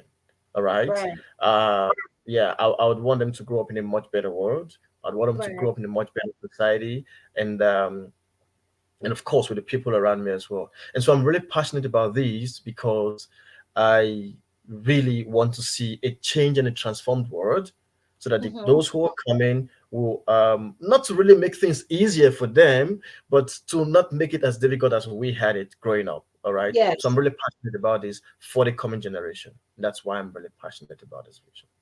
Wow, wow, wow. So you want to make sure that you ensure your legacy is able to enjoy a better world than what you had.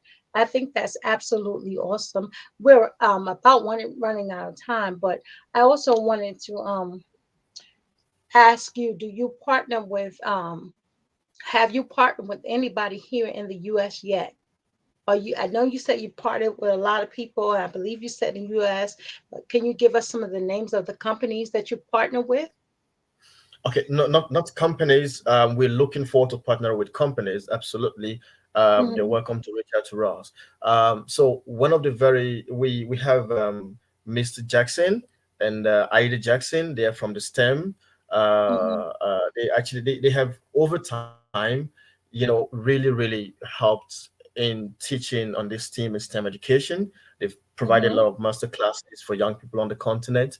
I mean, talking about Ida and William Jackson as well. We have also worked with Sonia Silver. I think she works for Standard Chartered, if I'm not mistaken. She's also provided a lot of master classes, for young people on the continent of Right. Africa. And so, as part of what we're doing, because we are restructuring now in the organization, we want to build a whole course, right? We want to have an educational platform, for young people. And so we're incorporating these courses together that you can go there and you can really literally just get free education, online, and also we're trying to do that. So these are some of the individuals. I mean, there are quite a number of them. I just I didn't prepare for this. I just don't have them off the top of my head. I remember Lucia Stanislas, who's originally from I think she's from, I don't know, one of the African countries, but she's actually based there in the United States. Yeah, quite a number of them as well, in the United States, and also in Europe, and we've also worked with UNISA, Camara.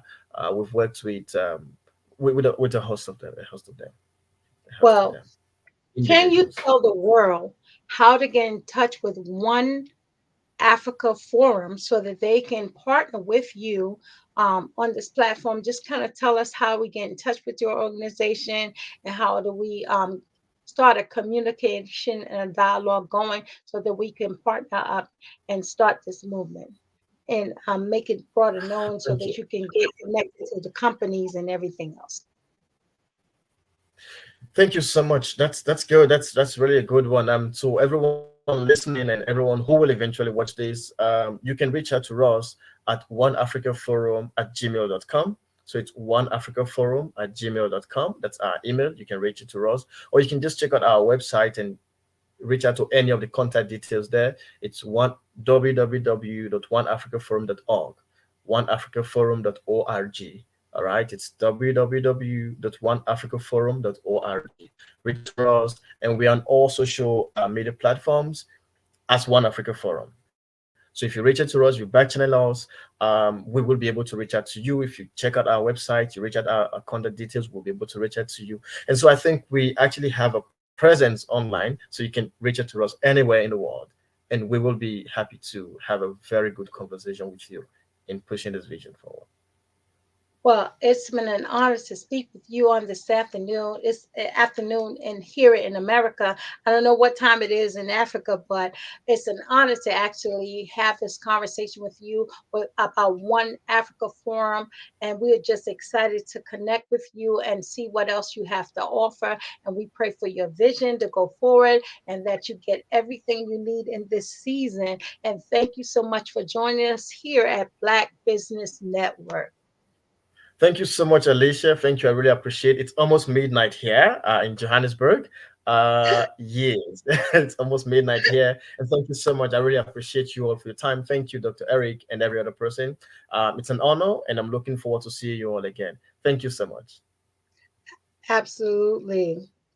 Absolutely. What an interesting fireside chat. We are so excited. The Black Business Expo's mission is to raise funds for high school seniors going to college or K-12 entrepreneurs. This expo is a fundraiser for students. You may go to www.blackbusinessexpousa.com to donate to scholarship funds, or use the Cash App that is on the screen below at $BBXUSA. Our goal is to give laptops to $5,000 to 10 students. Students can register online at www.blackbusinessexpousa.com. Every dollar counts, so we want to remind you to donate to the scholarship fund. We also want to thank our Black Business Expo USA sponsors for May 2023.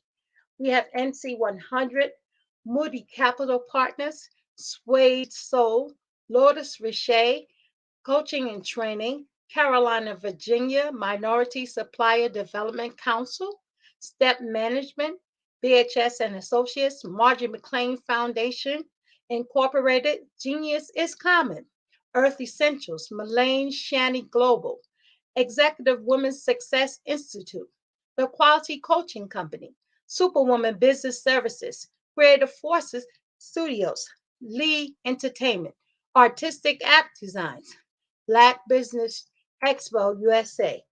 Genius is Common, and I'll see you on the other side. I'd like you to imagine with me, if you will, opening an app where you can collaborate with like-minded individuals from from around the world, get inspiration and in-app tools to launch and grow your business, as well as share your knowledge and earn compensation, all in one app. Well, the name of that app is Truso, short for Truly Social. Hi, I'm Matthew Newman, the founder and CEO of Truso.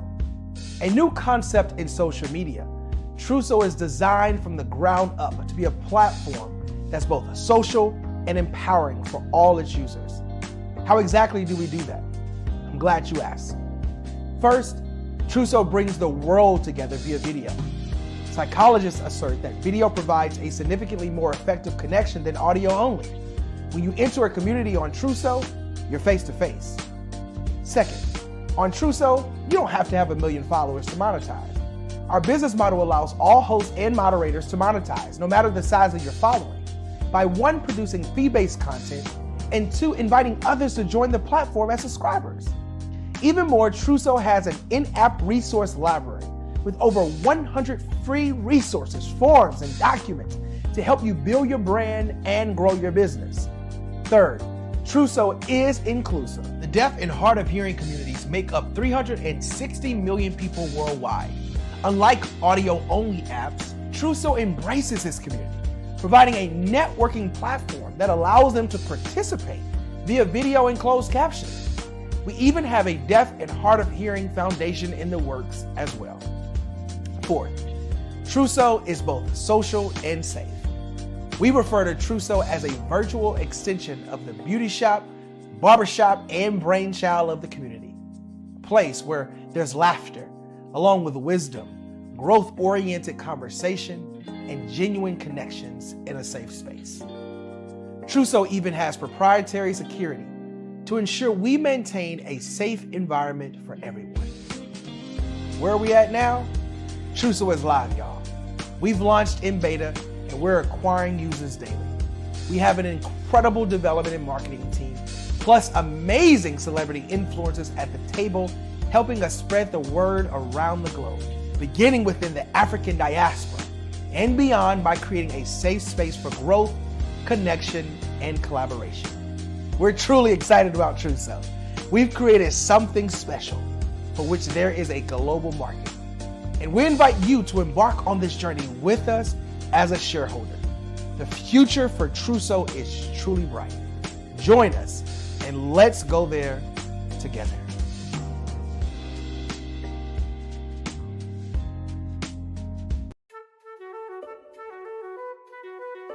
This is Dr. Arnold T. Petsworth. Yes, that's his given name. No, don't look into it. He's the owner of Petsworth Vet World, a veterinary clinic in Hopton, Connecticut. His patients include dog, cat, turtle, cat, turtle, frog, hamster, fish, Goldie? dog, and this alpaca. Due to doctor-patient confidentiality, we can't tell you their names. Business at Vet World was steady, and then quarantine hit. Neighbors on every lane, drive, and even a few cul-de-sacs brought new four-legged friends into their homes. Bunnies. Bunnies. You guys are so cute. Bunnies. You are so cute. Bunnies. You're so cute. Bunnies everywhere. A lifelong lover of Laporte, Dr. Petsworth welcomed these new patients with open arms. Hi, how you doing? How is she? Did you meet Jackie? Jackie, Barbara, Jackie? This is Betsy. The only problem? Okay. There were more appointments than he could manage. Yes, I'm gonna get to you. Give me a second. We're gonna get you in real soon. Don't worry, all right? And then...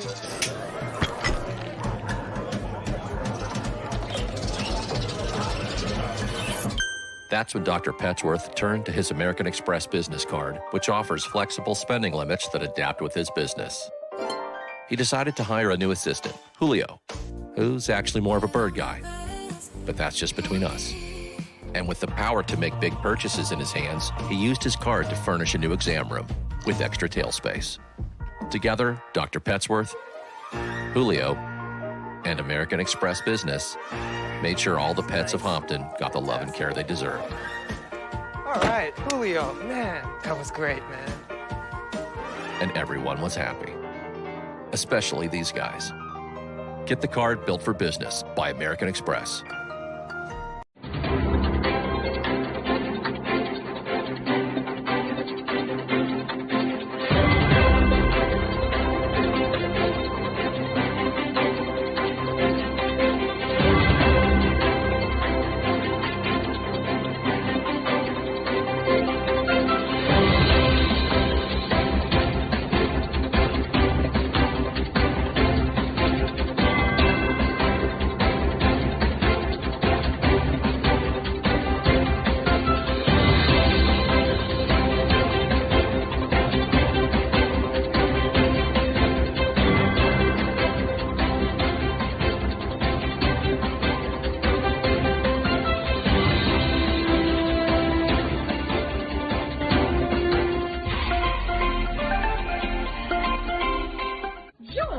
Dr. Eric Kelly III and a host of phenomenal speakers from all around the globe for this 7-day virtual event that you don't want to miss. The mission of the Black Business Expo is to raise scholarship money from kids all the way from high school all the way from college. The Black Business Olympics is one of the largest Black business showcases in the world. It is an opportunity for businesses and companies to showcase their businesses globally. We are going to be giving away laptops up to $5,000 away to students.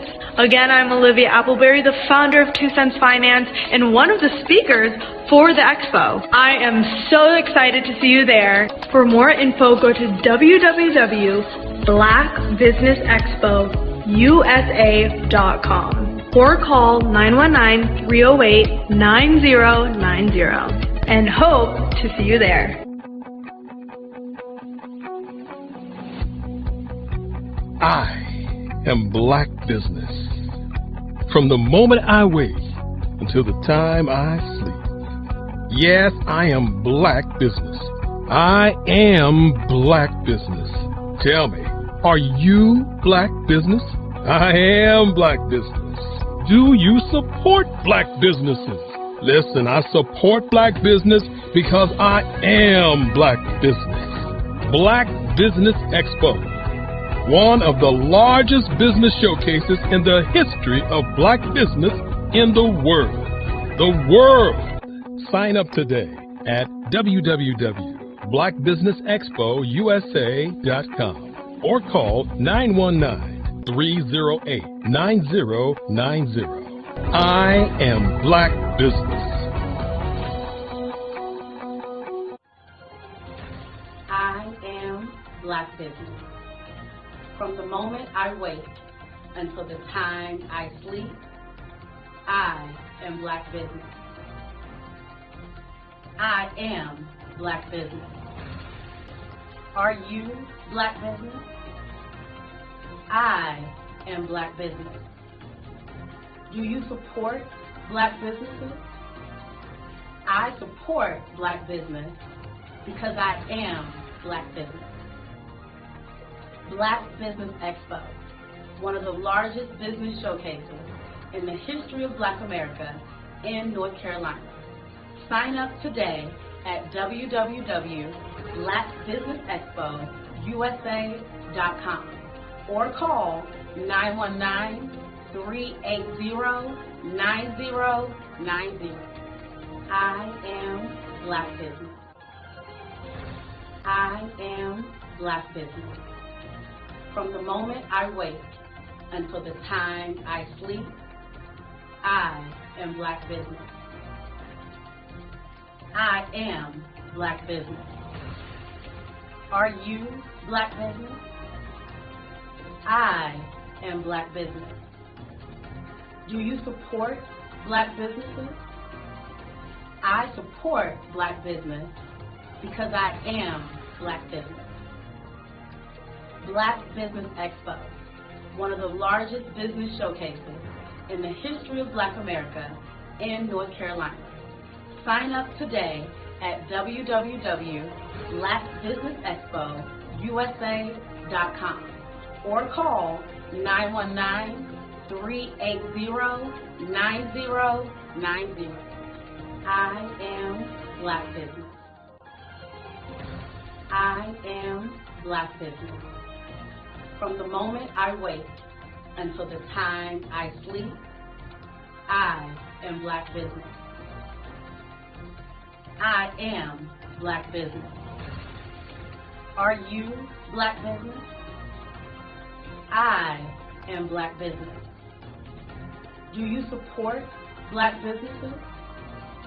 I support Black business because I am Black business. Black Business Expo, one of the largest business showcases in the history of Black America in North Carolina. Sign up today at www.blackbusinessexpousa.com or call 919-380-9090. I am Black business. Dr. Eric Kelly III and the host of phenomenal speakers from all around the globe for this 7-day virtual event that you don't want to miss. The mission of the Black Business Expo is to raise scholarship money from kids all the way from high school, all the way from college. The Black Business Olympics is one of the largest Black business showcases in the world. It is an opportunity for businesses and companies to showcase their businesses globally. We are going to be giving away laptops up to $5,000 away to students. Again, I'm Olivia Appleberry, the founder of 2 Cents Finance and one of the speakers for the expo. I am so excited to see you there. For more info, go to www.blackbusinessexpousa.com or call 919-308-9090 and hope to see you there.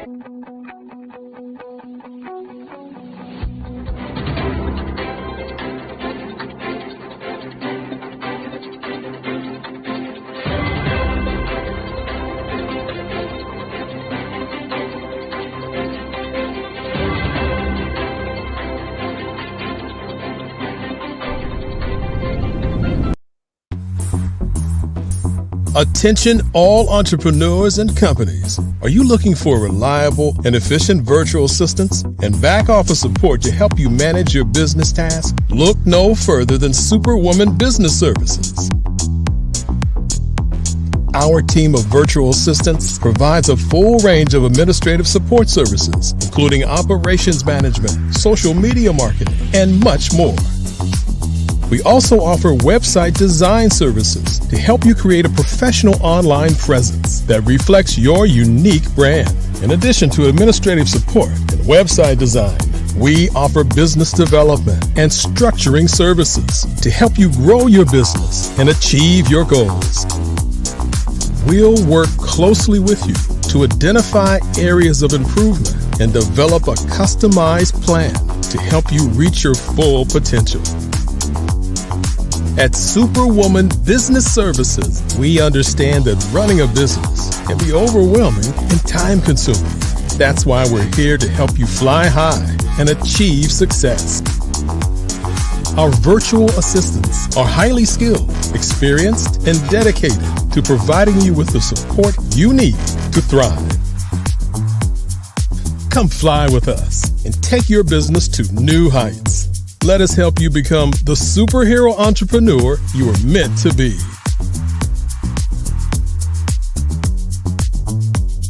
Contact Superwoman Business Services today to learn more about our back office support services. Come fly with us and take your business to new heights. Absolutely. So our coaching program help people that have the lack of time, that lack strategies, and lack the confidence to go after their dream life. So we help them implement tools. We help them implement, I love to leave the inherited lack of finances or the education behind finances. But it wasn't until I lost my firstborn, my only son, that life changed for me.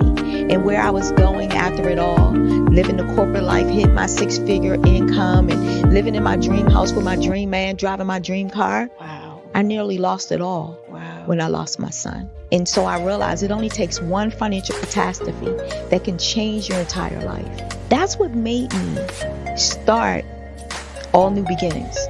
Because no matter what's going on in life, there's a new beginning. And because of that, we develop a program called Wise Minded. My little slogan is, don't just dream it, let's live it. If they want to connect with you or work with you, what is the best ways for them to be able to do that? Well, for my social media guru, you can connect with me on every single social media platform as Tanya T. Wise. You people that like the text, then they can text 202-993-5793. Text the word dream. Did you know a typical passenger vehicle that has a fuel economy of about 22 miles per gallon and drives about 11,500 miles per year emits about 4.6 metric tons of carbon dioxide on an annual basis? In order to save this planet we call home, we have to make an immediate change in the way we navigate everyday life. Derek Automotive is that change. Our ambition is to build full-size, near-zero emission electric drive vehicles that don't rely on the electric grid. Derek Automotive makes driving an electric vehicle extremely convenient without sacrificing a sleek, modern design that is sure to capture the attention wherever you go.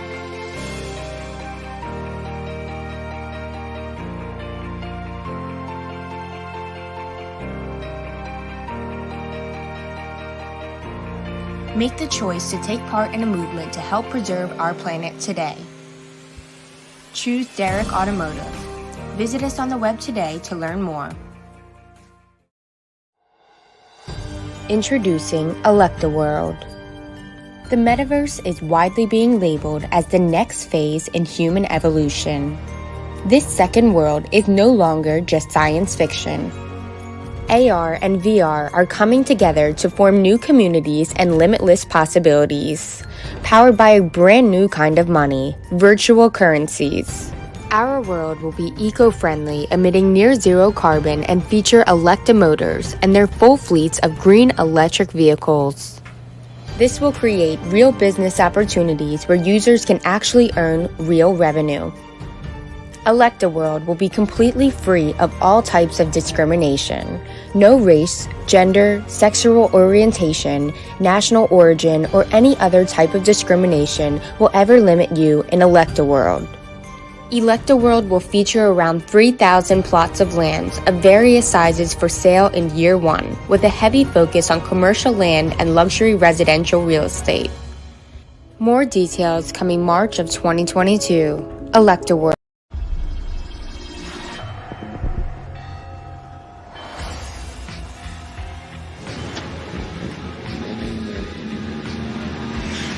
La collection La collection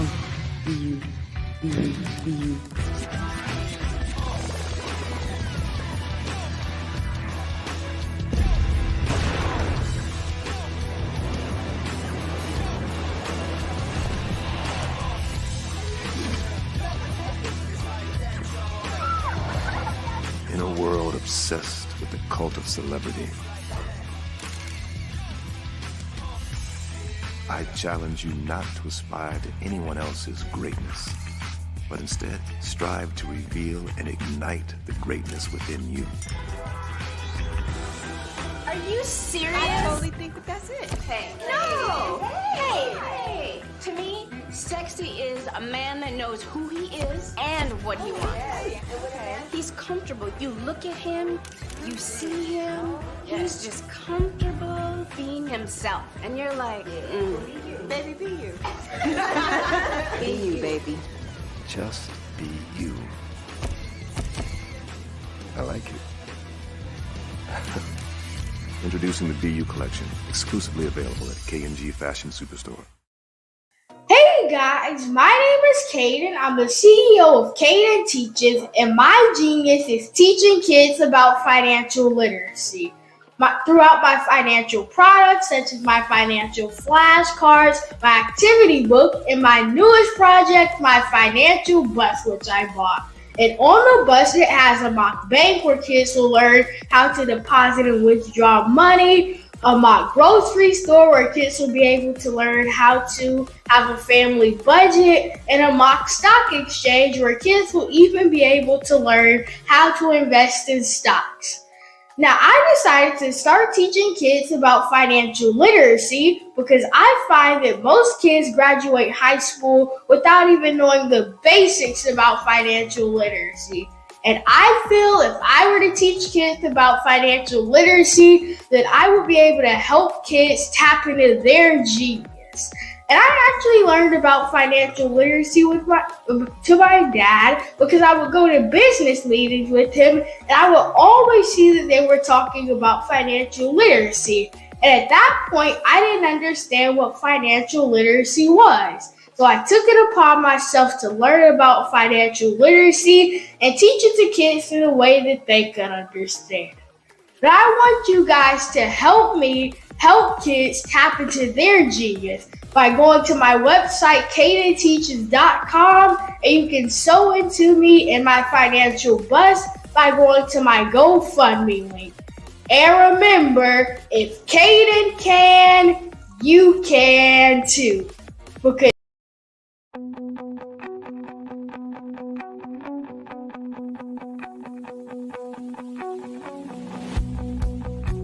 I am Black business. From the moment I wake until the time I sleep. Yes, I am Black business.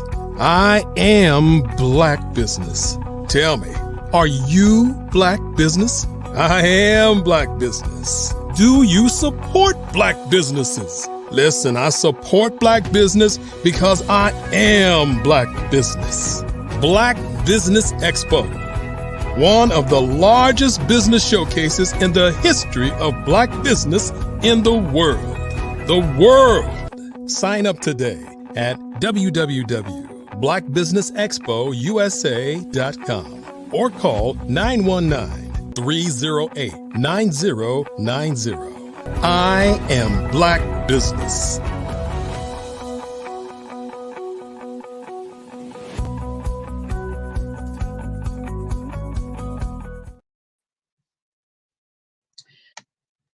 Good afternoon. Good evening, everyone.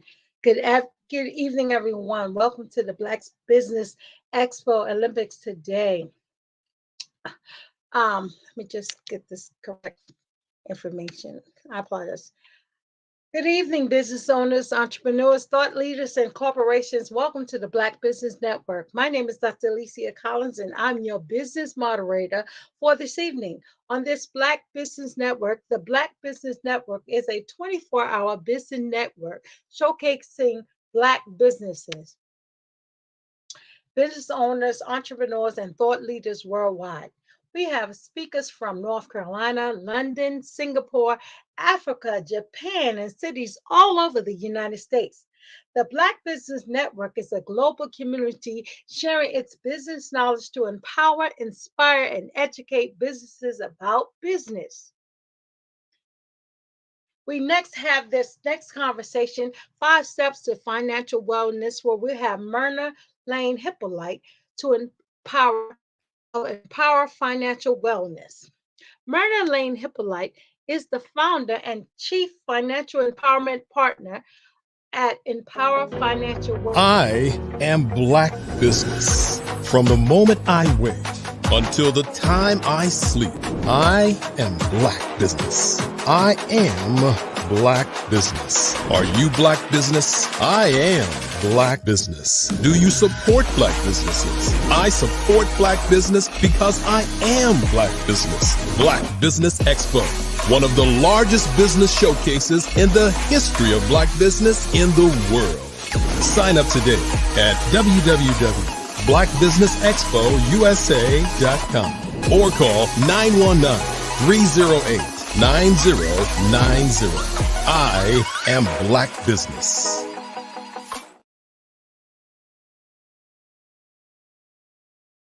Absolutely. So our coaching program help people that have the lack of time, that lack strategies, and lack the confidence to go after their dream life. So we help them implement tools. We help them implement, I love to leave the inherited lack of finances or the education behind finances. But it wasn't until I lost my firstborn, my only son, that life changed for me.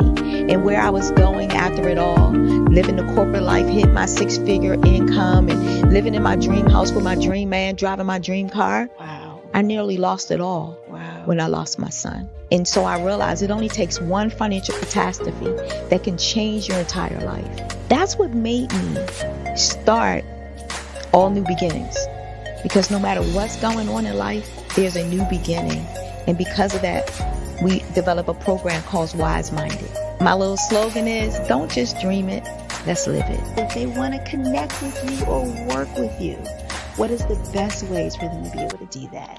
Well, for my social media guru, you can connect with me on every single social media platform as Tanya T. Wise. You people that like the text, then they can text 993-5793.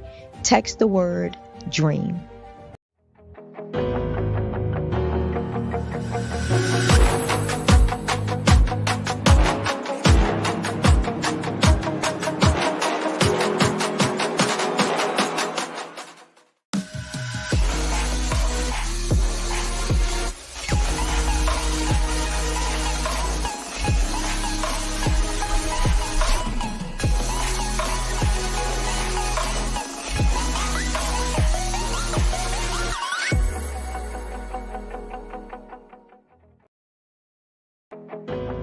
I am Black business. From the moment I wake until the time I sleep, I am Black business. Good evening, business owners, entrepreneurs, thought leaders, and corporations. Welcome to the Black Business Network. My name is Dr. Alicia Collins, and I'm your business moderator for this evening on Black Business Network. The Black Business Network is a 24-hour business network showcasing Black businesses, business owners, entrepreneurs, and thought leaders worldwide. We have speakers from North Carolina, London, Singapore, Africa, Japan, and cities all over the United States. The Black Business Network is a global community sharing its business knowledge to empower, inspire, and educate businesses about business. Our next speaker is the importance of selling to grow your business is Mr. Mark Blocker, the founder and CEO of founder and CEO of Big Block Athletics.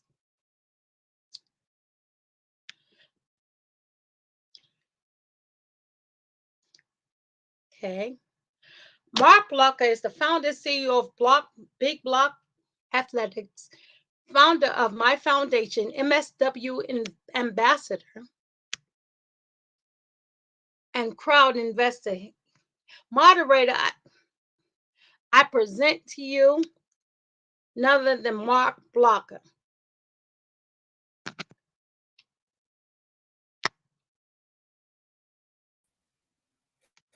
Hello.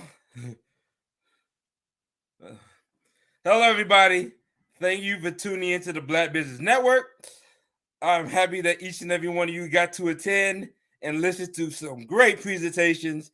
It's always amazing to be on here and to share our knowledge and expertise so that each and every one of you can either grow your business or start a business and have great information that you can use. I am Mark Blocker, founder and CEO of Big Block Athletics, founder of Mark Blocker Foundation, founder of Mark Blocker Success Coach Enterprises, and angel investor in different platforms, Silicon Valley Venture Group, Our Crowd, AngelList, you name it. I'm happy to be able to speak to you all today. So, you're talking about starting a business. Like, if you heard me last week, talked about the importance of sales, and I'm talking about it again. It's important that when I first started out, I started out my entire career before even starting in entrepreneurship in sales. I've worked for different sales jobs. I worked for Vector. I worked for AT&T. I worked for Primerica on commission sales, and I've developed a strong foundation on sales. While I was working at McDonald's and started Big Block Athletics, my sports company, I had very little idea about entrepreneurship because I've never been an entrepreneur. I don't know anybody that was entrepreneur, so I just used my background. I used what I knew, which was sales. I knew how to sell, so that's what I chose to do. I decided that the best way to get a product out there was to sell the product, and that's exactly what I did. I've basically sold my way into building Big Block Athletics into a multi-million-dollar company. You might look at that and say, well, that's you. You have, you might look at that and say that you might have a lot of experience in sales. I'm just getting started, or I have very little experience in sales. we've all are in sales. Whether you're an entrepreneur, whether it doesn't matter what your profession is, since this is business, this is about business, but even before you got into business, or even if you're trying to start a business, we all been involved in sales. From the first time that you started to cry for maybe it's a toy, maybe it's a pacifier, that was your first sales technique to get your parents to get you exactly what you wanted. As time went on, we've all developed our sales skills, some faster than others, and got to a point where we either become very proficient or very poor in sales. If you've made a friend, that was a sales transaction. If you've got a date, that's a sales transaction. If you failed at getting a date, then that's rejection. If you fail at making a friend, that's also a sales rejection. Believing that we are all believing that certain people are in sales is by far a misnomer. It's important to understand that regardless of what you do, you're in sales. As an entrepreneur, you're in sales 24/7. Ask how am I in sales? I just got started, or how am I in sales if I have employees? You are selling your idea, your mission, and your vision to your employees. How well or poor you sell is really dependent on whether they stay long or whether they decide to leave.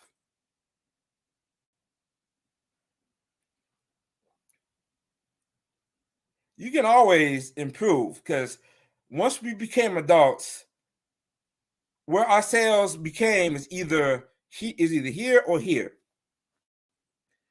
It's important to improve on sales, because sales is what leads to basically every transaction in business.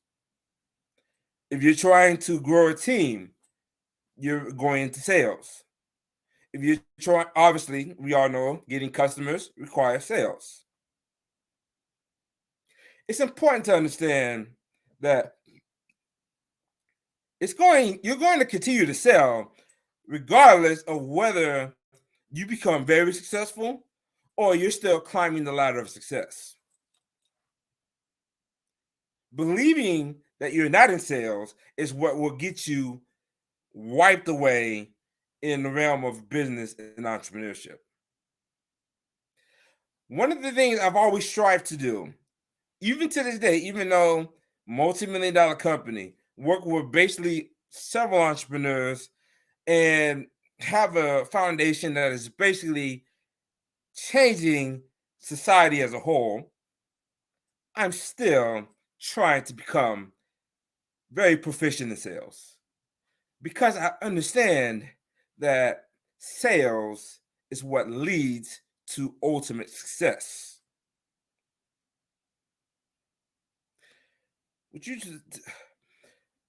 So deciding to sell. So you want to know, how can you improve your sales skills? You might be listening to me right now and say, well, how do I improve my sales skills? What do I need to do? It's very simple. Start by educating yourself.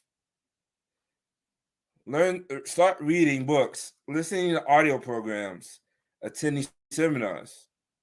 And of course, the best thing after gaining all that information is practice, practice, practice. You might say, well, why should I practice if I'm already good? You might be listening to me now and saying, I'm already good at sales. I don't need to practice. Kobe Bryant, one of the greatest basketball players to ever play the game, rest in peace to him, is a 5-time NBA champion, multiple MVP, That man has chosen to dedicate his life to becoming the best basketball player he could ever be. Even after winning 2 championships, he decided to get better. Regardless of how well you sell, it is still important to understand that times are going to continue to evolve.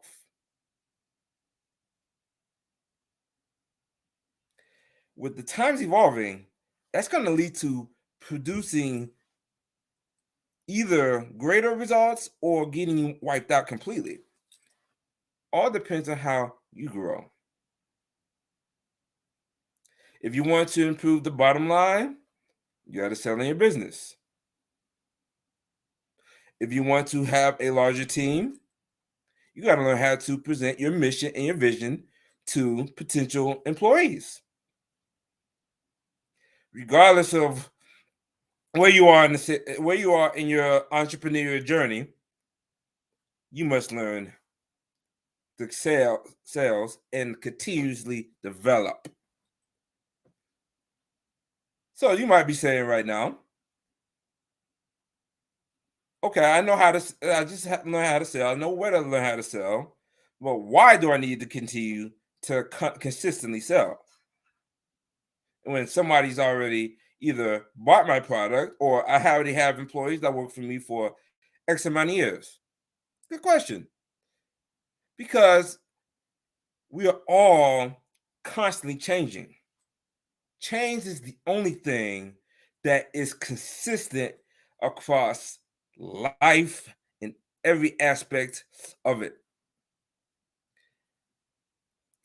Being in a place of consistency will indeed get you to a point where somebody will start getting tired. Whether it's, let's say, an employee, let's say you got an employee, right? That employee might end up getting tired of working there and see a better opportunity at a different company. So you might want to, and this could be a star employee too. You might have done wonders with his or her compensation package, benefits, you name it. However, they're still unhappy for some reason. And they're looking to go to another organization and start working. Improving your sales skills will allow you to find out the key motivators to why that person wants to leave. Like when you first started sales, like when I first started sales, I had to learn the different motivators for why someone is looking for, whether somebody wants to buy. It could be a number of things. And I chose to, of course, when I first started, I wasn't as great at it, but I chose to improve because I believe improvement is what leads to long-term success. So as the more I improve my sales skills, the more I tend to actually be able to find out motivators, find out key indicators, and look at what needs to be done to either get that person to, either to motivate that person to mutual ground result, or look to the next person. In sales, whether you're selling to your employees, whether you're selling to customers, it's all about a perceived need. Yes, you might say perceived need. I thought we were supposed to find a need and fulfill it. Okay, so let's say you are starting your own car shop, your own car dealership. You see a car, you see a 1993 Chevy Lumina, for example. I've owned that. That was the first car I ever bought. And it looks like it really needs to go to the junkyard. However, let's say you sell it to me. Let's say I love that car and I want to keep that car for as long as possible. You see a need and you see this car is not going to last long. You need to get rid of it. Telling me what I need to do, is it going to help you? Even though it may be a need, true, but if I don't see it as a need, then it's not going, then I don't care what benefits, what features you show me, it will go absolutely nowhere until the car breaks down. A perceived need is what the customer or the employee or whomever you're trying to motivate to, whether to buy, to work for you, is what you need to really be looking at when trying to ultimately sell. Because, let's say with Henry Ford, when the horse and buggy came around, and he was looking for a way to improve transportation, and he went around asking potential buyers, what are they looking for? And guess what they said? A faster horse. Right? They didn't say a car. They definitely didn't say a race car. They said a faster horse. If he would have just listened to that and say, try to find a faster horse, he would have missed the underlying message. What all of his customers were looking for was speed. That was the underlying message. That was the perceived need. Henceforth, he created the Model T, and we all know what happened with Henry Ford and vehicles across the entire world. Finding a perceived need is exactly what will get your potential customer, employee, to be able to buy your product or invest in your service or stay in your company for however long as possible. So you might be wondering, okay, so let's say I started a company and I have an employee for 15 years, but they're looking to change. Should I let them go or should I keep telling to them? That's a good question. Really good question. What you should do instead is analyze, is this employment or is this customer the best, is the most benefited from working there or from your product or service? It could be easy to try to get into, well, I gotta keep top people working here, or you gotta get the dollar and increase the bottom line. Yes, those mindsets do come in every now and then. However, selling is all about serving. If you choose to try to get something out of somebody and they get nothing in return, that is not selling, that is called manipulation. Selling is about service. You're doing something to benefit them, and in return, they reward you with either their time, their money, or their efforts. One of the things I learned when I first built Big Block Athletics and started getting actual employees was that I had to learn the idea of service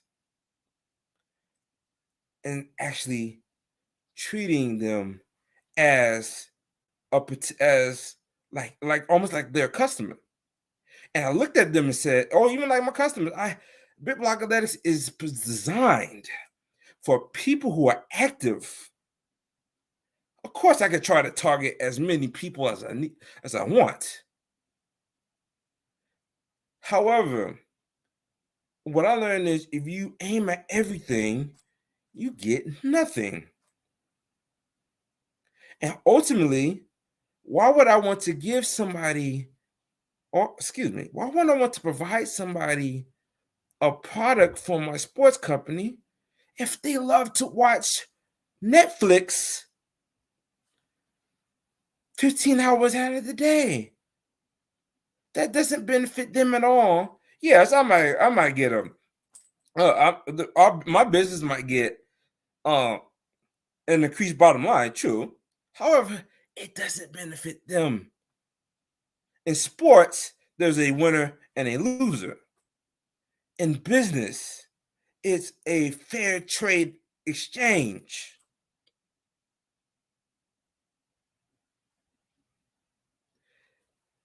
By trying to consistently getting something out of somebody else is unethical at best, and ultimately there is no mutual benefit. There should be a mutual beneficial when it comes down to sales, and that's how you build raving fans. One of the best reviews we've ever gotten at Big Block Athletics. And you can go to the website, you can go to you can go to our Facebook page. Is that one review? It's that one review that says they love that person loved the product so much that they wear all the time until that person has the name of the company. When you are when you are serving others and providing them with a mutual beneficial experience, a product service that they see as a perceived need, they will ultimately, of course, they'll boost your business, but they'll ultimately be completely satisfied with your service or your product, and they'll go telling other people. And ultimately, the best thing about it is you got to impact someone's life.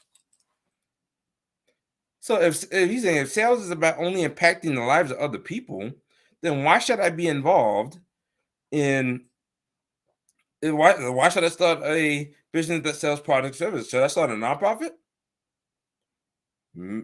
That depends on your goals. However, it is still important that, because if you're creating a product for the sole purpose of getting money, you're doing business completely wrong. Your product or service should have some type of beneficial need, perceived need, that will ultimately enhance their lives. Yes, you could probably start a nonprofit and do that, but you still, another thing about sales is that it impacts our economy. The more money that is out, the more money we as business people make, we're able to help others.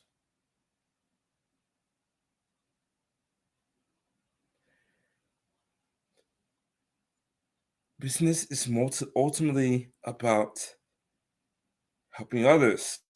Of course, you might say, well, if we only want to help others, we should do something else. Of course, at the same time, if so, we look, yes, at the same time, yes, you gotta look out for yourself. At the same time, that's why it's a mutually beneficial transaction. They give you their money, they get their benefit.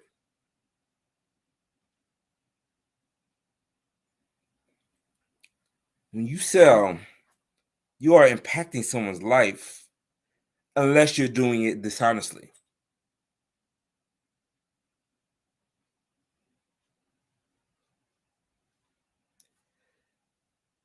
True selling is honest, it's ethical. It is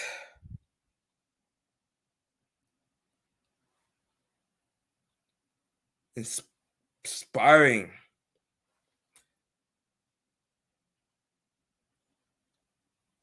It has.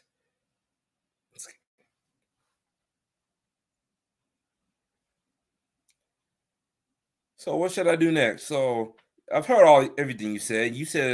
I've heard everything you said. So how do I go about providing sales that help serve others?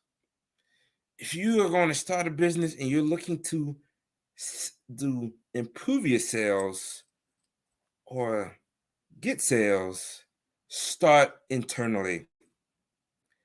Look at your why. Why are you in business?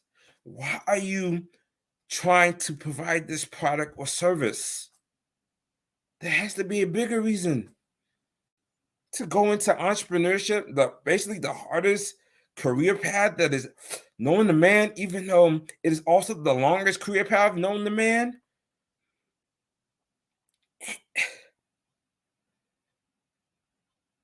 And you're talking about just to make money? Prospects and people can see that from a mile away. It's important that you it's important that you know a bigger reason why your product or your service even exists in the first place. Because there has to be a bigger reason other than money. If you know what that reason is, no matter what wires in the road, no matter what setbacks you hit, you will keep persevering and you will be completely resilient and ultimately do the best you can to grow your business so that you can have a long lasting business that impacts the world and yes, even yourself.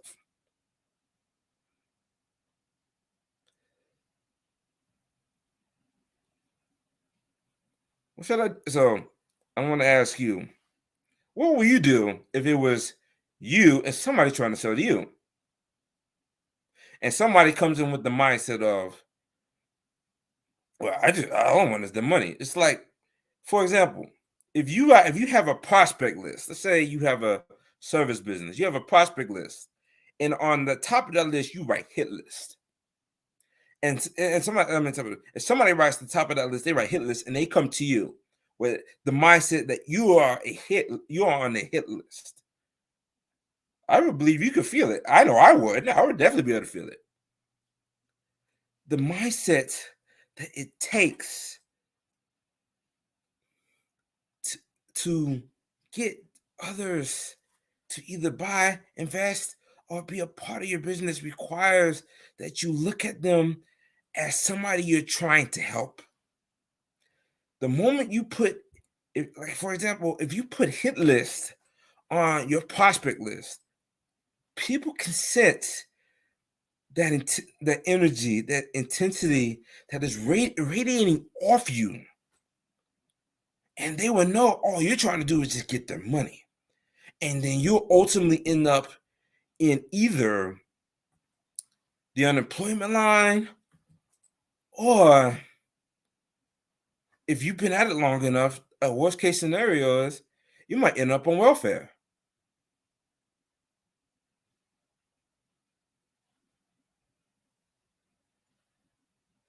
Your mindset is what would dictate how you get from selling to serving, or from hit list to serve.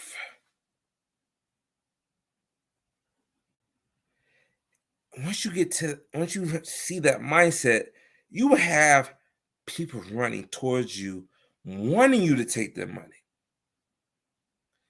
So you might ask the question, well, should I really just get all of this and just help them for free? You're actually doing them a disservice if you don't charge. People want to feel like they're benefiting, that they're getting something out of it. The best way to ensure that somebody will enjoy your product and really take note of your services is when they buy from you.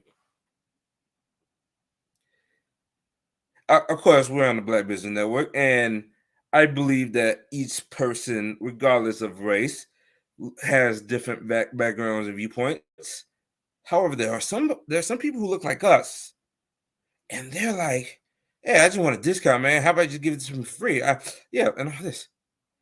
They have yet to understand that even if you let's say you run into one of those people, if you do that, you will be doing them a complete disservice, because ultimately they will get that product.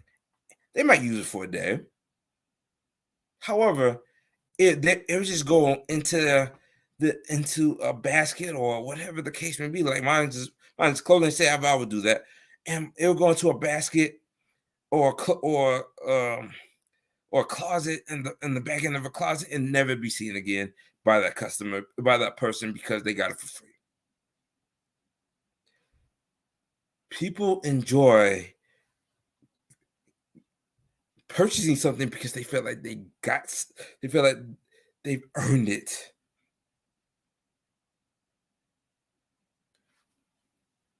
It's important that you charge your potential clients and your customers, because those are the people who really, even though they have a perceived need, they have a need for your product or service. However, there's very little that they can do. There's very little that they would do if they got it for free. So yes, it's important to charge them. Get them so that way they can benefit from it. Information that is given free is usually gone in one ear and out the other.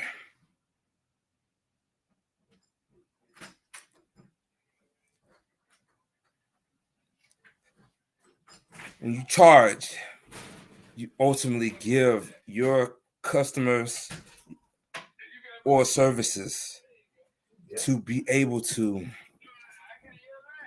serve. You will then give your product, or you will then give your customers or clients to be able to, you will then give your client services mutual benefit, something that they will want to stick with for time and time on end, because they felt like they know that they got something out of it. They took their hard-earned money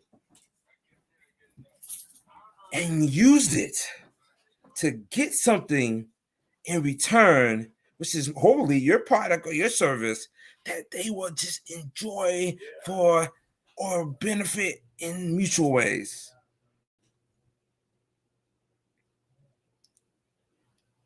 What do you want to do? So the question I have for you is, are you going to do? Hey. Hello.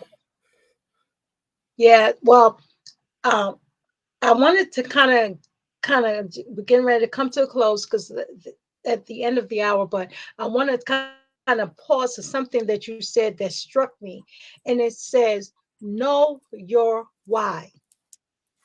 Yes. You said if you're not honest about what you're doing, you're going to be unemployed. If you're, yes, I have a nonprofit.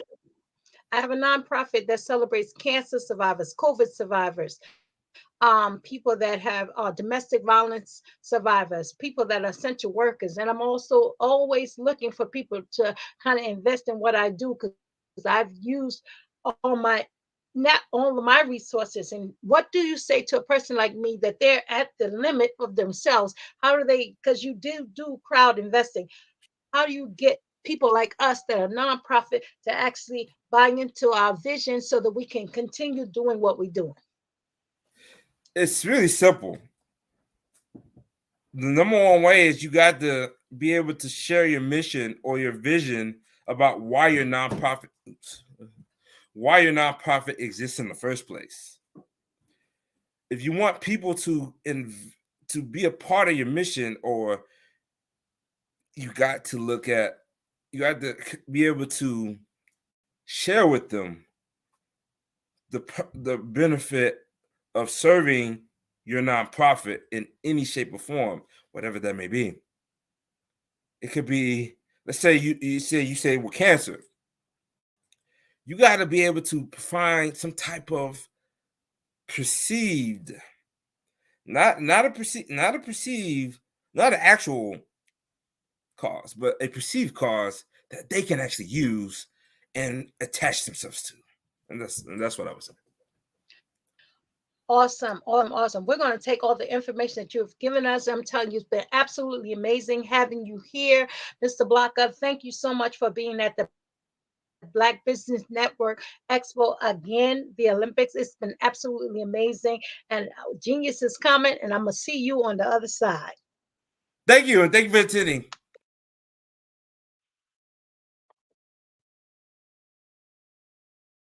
Black Business Expo's mission is to raise funds for high school seniors going to college or K through 12 entrepreneurs. The expo is a fundraiser for students. You may go to www.blackbusinessexpousa.com to donate to the scholarship fund or use the Cash App that's on the screen below that says $BBSUSA. Our goal is to give laptops and up to $5,000 to at least 10 students. Students can also register online at www.blackbusinessexpousa.com. Every dollar counts, so we want to remind you to donate to the scholarship fund. We would also like to thank our Black Business Expo USA sponsors from May 2023. And 100 Woody Capital Partners, Suede Soul, Lotus Richey Coaching and Training, Carolina, Virginia Minority Supplier Development Council, Step Management, BHS and Associates, Margie McLean Foundation Incorporated, Geniuses Common, Earth Essentials, Mullane Shanny Global, Executive Women's Success Institute, the Quality Coaching Company, Superwoman Business Services, Creative Forces Studio, Lee Entertainment, Artistic App Designs, Black Business Expo USA, Genius is Common. I'll see you on the other side.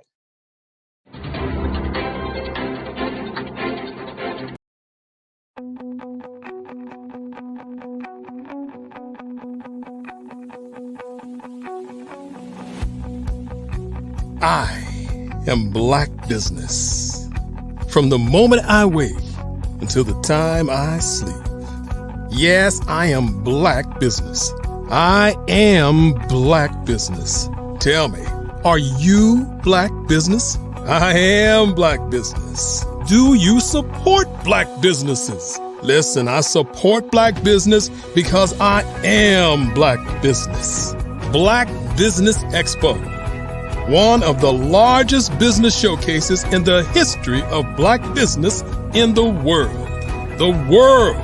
Sign up today at www.blackbusinessexpousa.com or call 919-308-9090. I am Black Business.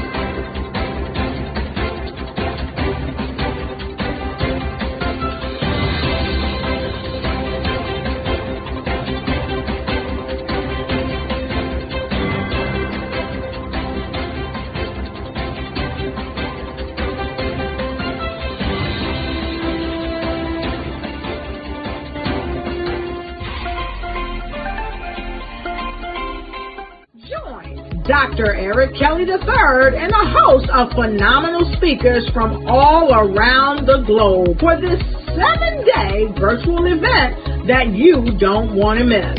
The mission of the Black Business Expo is to raise scholarship money from kids all the way from high school, all the way from college. The Black Business Olympics is one of the largest Black business showcases in the world. It is an opportunity for businesses and companies to showcase their businesses globally.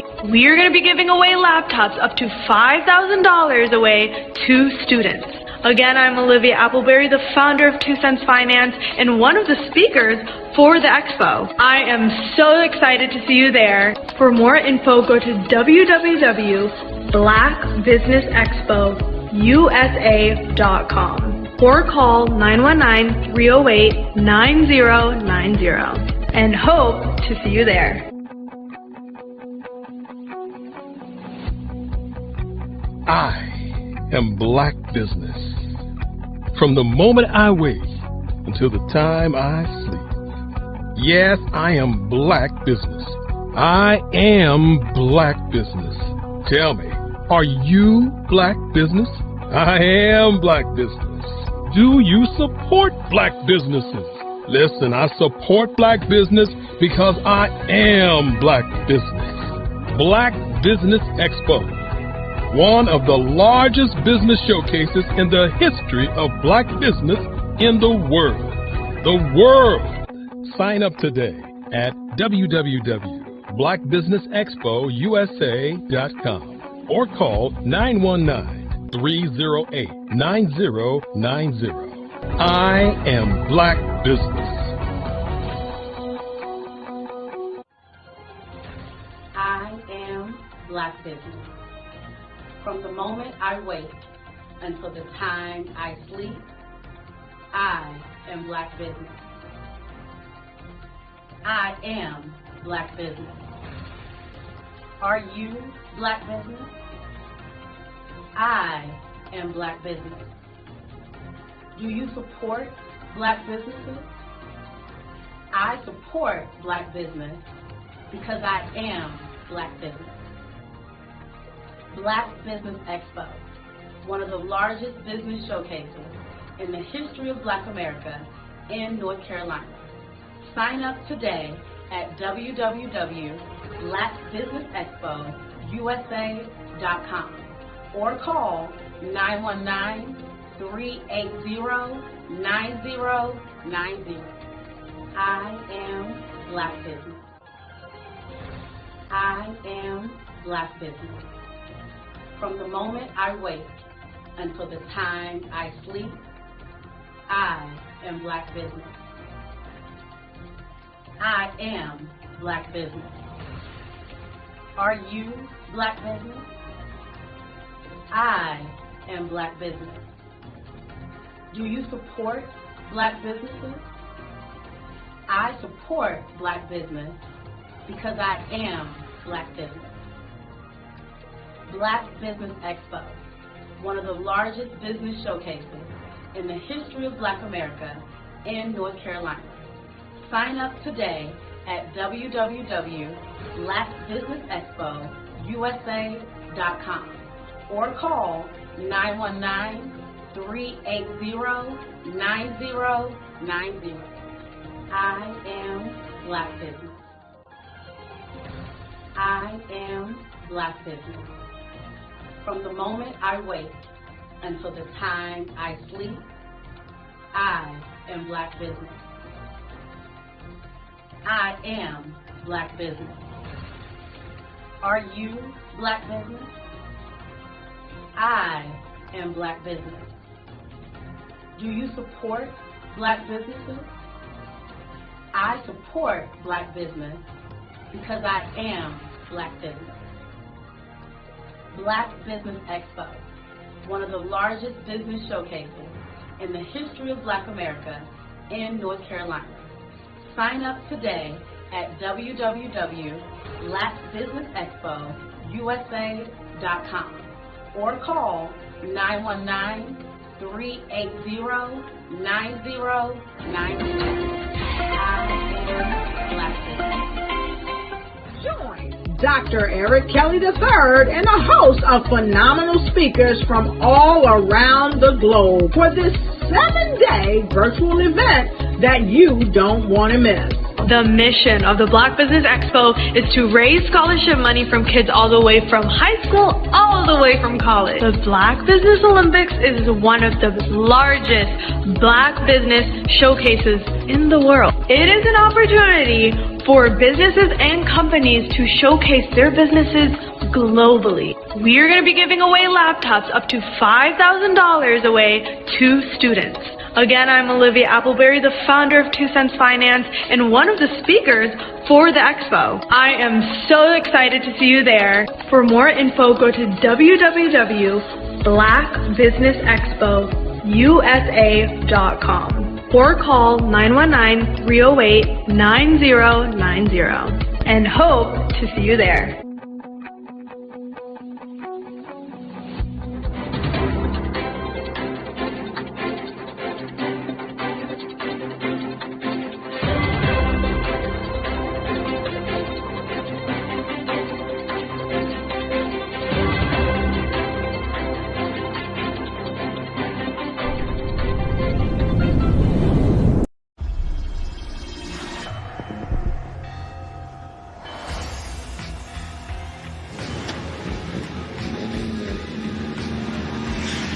La connexion.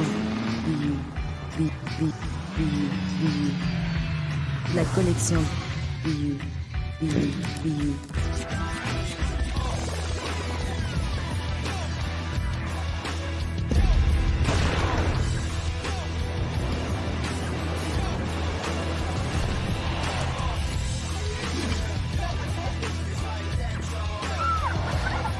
In a world obsessed with the cult of celebrity,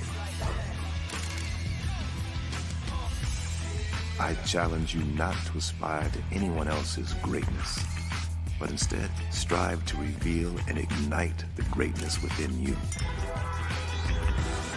Are you serious? I totally think that's it. Hey. No! Hey! To me, sexy is a man that knows who he is and what he wants. He's comfortable. You look at him, you see him, he's just comfortable being himself. And you're like, Baby, be you. be you, baby. Just be you. I like it. Introducing the Be You collection, exclusively available at K&G Fashion Superstore.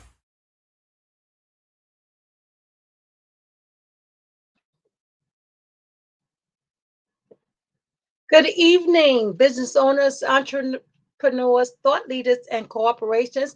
Welcome to the Black Business Network. My name is Dr. Alicia Collins, and I'm your business moderator for the evening on this Black Network. Business Network is a 24-hour business network showcasing Black businesses, business owners, entrepreneurs, and thought leaders worldwide.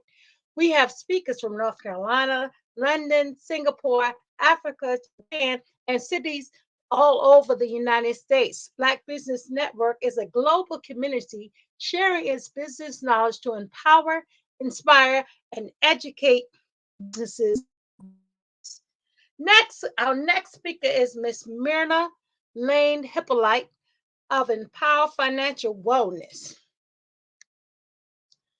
Miss Myrna Lane Hippolyte is the founder and chief financial of Empower Financial Wellness. She is a financial wellness coach and who helps powerhouse women executives turn their amazing income into their first million in net worth.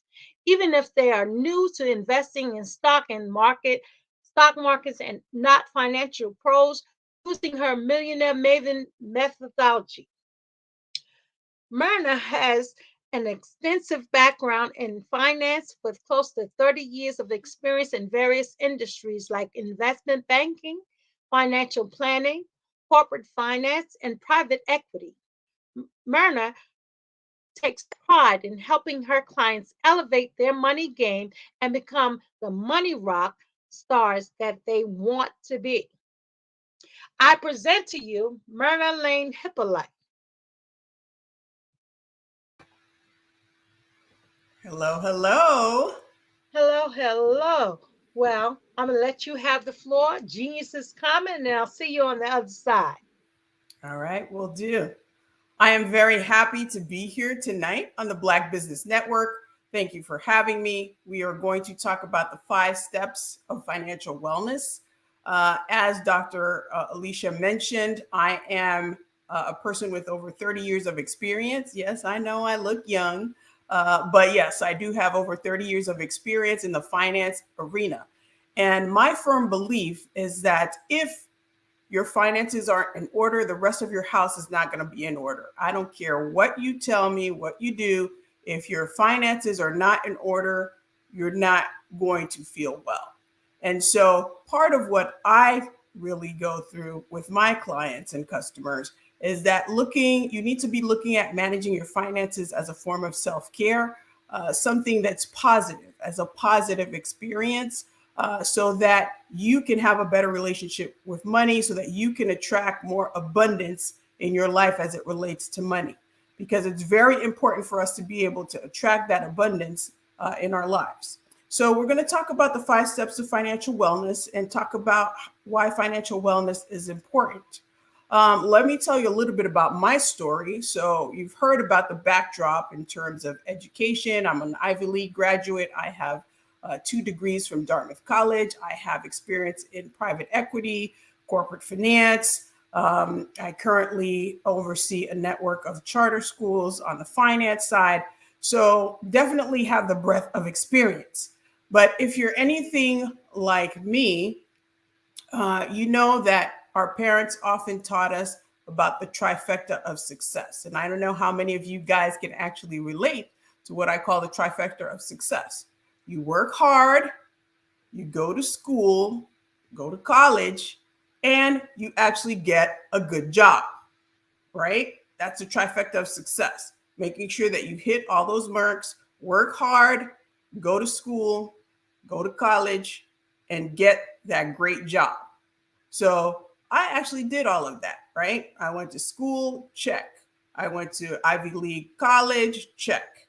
I got the great job, check. But did anybody actually teach me about managing my money? No. Did anybody teach me what I needed to do in terms of investing? Did anybody tell me, hey, here's the stock market, here's real estate, here are some of your options? No, I didn't have those options because nobody taught me and nobody knew the wiser.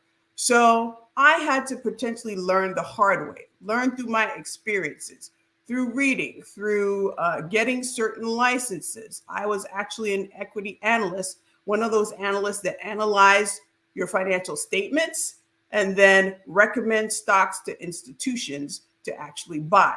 So I had to learn through my experiences, whereas you don't necessarily have to go do it and do it the hard way. So that's why I founded my company, which is called Empower Financial Wellness, to really teach people how to really enhance their financial wellness, how to get to that point where you are not stressed about money, how to get to the point where you can feel a sense of relief when you're thinking about money, when you can have a cushion, you have some funds aside in the event that something unexpected happens. And so you want to have the ability to enhance your financial wellness because overall that's going to enhance the quality of your life. Being financially well is going to affect other areas of your life. So that's why it's really, really important for us to talk about financial wellness. And tonight I'm going to tell you about 5 specific steps that you can implement right away coming off this particular call, coming off this broadcast. You can implement these metrics right away. So 5 steps we're going to talk about tonight. Okay, so step number 1 is having a positive money mindset. Okay, I'm a finance person, people. I'm not into the woo, oh my gosh, this mindset, etc. But it's really, really important. That's why I have it as step number 1, because your money mindset influences, right? It influences how you see things and how you can attract money and how you can get money. It really does. When you think about your childhood, for example, there are instances in your childhood that may affect how you view money. So if your parents told you things like, Working for money is hard. You got to work hard to make money. That's going to affect you. If your parents told you things like money doesn't grow on trees, there are certain things that affect how you might view your money today based on what your parents told you, right? And if we look at our experiences as well as adults in our lives, we can also find that there are experiences that mark us and shape how we view money. So if, for example, you are in a situation where you don't get a promotion, you may think, hey, that's it for me. I can't really elevate. I have a ceiling to the amount of money that I can make. Maybe what these people are telling me that I can't get this promotion is really true. And maybe I can't make more money. So that money mindset is really, really important, because you have to believe first and foremost that you can attain that sense of financial wellness. You have to believe that you can manage your money. You have to believe that you can grow your money. So it all starts with a positive mindset and belief. And I see it all the time. I have two clients. Client A comes in saying, I don't know if I can do this. This seems a little bit complicated. Can you do it for me? Versus client B that's coming in and say, okay, I'm going to give it my best shot. I'm going to apply this and I can figure this out. So once you have the mentality of being able to figure it out, it all pans through. So having the positive money mindset is step number one. Now you may say, Myrna, how on earth do I cultivate this positive money mindset? Well, there are a number of things that you can do. One is looking at your overall goals, creating big goals, right? So when you're looking at your financial goals, don't just say, hey, I'm going to be able to save $100, or I want to add, $500 to my savings account. No, you want to think bigger. Think in terms of a stretch goal. So thinking about big money goals, creating big money goals, achieving big money goals yields big results. So really think about how to create big money goals. That's going to help you stretch your mind and stretch your positive mindset. Number two is really practicing gratitude. And I know we talk about this, gratitude and being thankful, etc., but being thankful and practicing gratitude is important, because if you appreciate what you have and are grateful for what you have, you will attract more of it in your life. And that includes money. So you need to be grateful for what you have. Number three is practicing affirmations. Now, I know, like I said, I'm a finance person. You don't necessarily believe in some of these woo concepts, but practicing positive affirmations, like things like I am a money magnet, I can attract money, or I can create money, more money opportunities in my life to bless me and to bless others. There are different types of affirmations. So one of the things that I do is I actually have little Post-its with the affirmations that I put inside my bathroom mirror that you can actually see every day. I can see them every day. And it does help reset my mindset, right? It helps me realize, hey, this is possible. Abundance is possible. And you don't come from a scarcity mindset. So it's very important not to have a scarcity mindset, to believe that, hey, abundance is your birthright. Abundance is our birthright. And too many of us don't believe in the fact that we do have that in our future, that we have wealth in our future, and that wealth is our birthright. So having a positive money mindset is very important. And that is step number one to achieving any form of financial wellness. And you also have to make the commitment to financial stability. So you have to commit and make that commitment to yourself that you are going to take care of your money. You're going to take care of your money issues. Too many times we tend to put our money issues on the back burner, or we say, oh, I'll think about this later. Oh, I've always wanted to invest. I'll do it later. Or I know I have to get life insurance. I'll do it later. Or, hey, I know I have to put a will together. God forbid something happened to me. I'll do it later. No, we have to think forward, and we need to be able to make the commitment. And making the commitment, once you've decided that you're going to be committed to your financial stability, that helps enhance your positive mindset. So positive mindset is step number one when we're looking at formulating financial wellness. So let's move on to step number two. So step number two is building a savings plan. Now, there's a lot that goes into formulating a savings plan. The number one thing is paying yourself first. And what do I mean by that? I mean making yourself the actual priority. I always say to my clients, you are your most important bill. You don't want to come and pay the student loan first. No, you need to put yourself before the student loan. You need to put yourself before the car note. You put yourself before the house mortgage, the rent, etc. Put yourself first. And what do I mean by that? Is taking at least 5 to 10% of your income, whether you're a business owner, as we're on the Black Business Network, or you're a W-2 employee, take 5 to 10% of your income, preferably 10% off the top, automate the process, and put it directly in a savings account. Because you need to put yourself first. And when I say savings account, I mean an online savings account. Why is that important? Because you don't want to go put your money in a savings account that's sitting next to your checking, and where if you have a checking issue, you need funds, you can easily access it. An online savings account, it may take 24 hours for the money to come to you. So that may lead to fewer impulses, right? And you may not be able to access it as quickly, and therefore you improve your ability to keep that money. So that's very important. So you want to automate the process, number one, and you want it to be an online account because you don't want to leave your savings to chance. You don't want to say, oh, well, whatever money's left over, that's what I'm going to put in the actual savings account. No, you putting yourself first, ahead of the mortgage, ahead of the student loans, that means that you come first, literally. So putting that money aside.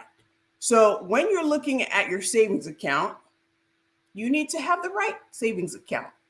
Not every savings account is the right account. Now, if you have a savings account right now, at this minute that we're speaking, and you have that savings account and it's only generating 0.5%, 0.1%, 0.6%, it's generating less than 4%, you need to get out. You need to get out and find a savings vehicle, a high yield savings account that's going to generate at least 4%. Or have the conversation with your bank and say, what can you do for me? What can you do for me and get me to that 4%? Because right now we know we are in a period where there's inflation. And unfortunately, inflation's at about 8%. So if inflation's at 8% and you can only get 4% or less than that, you're technically losing money because the value of your money is not where it needs to be because prices are rising at a faster clip. And we're going to talk about how you can overcome that in a little bit. But really, you want to be able to have a savings account right now in this high interest rate environment that's generating at least 4%. So if it's not, one of your key actions is to go ask your bank for a better option that will give you 4% or move your money because that's of critical importance.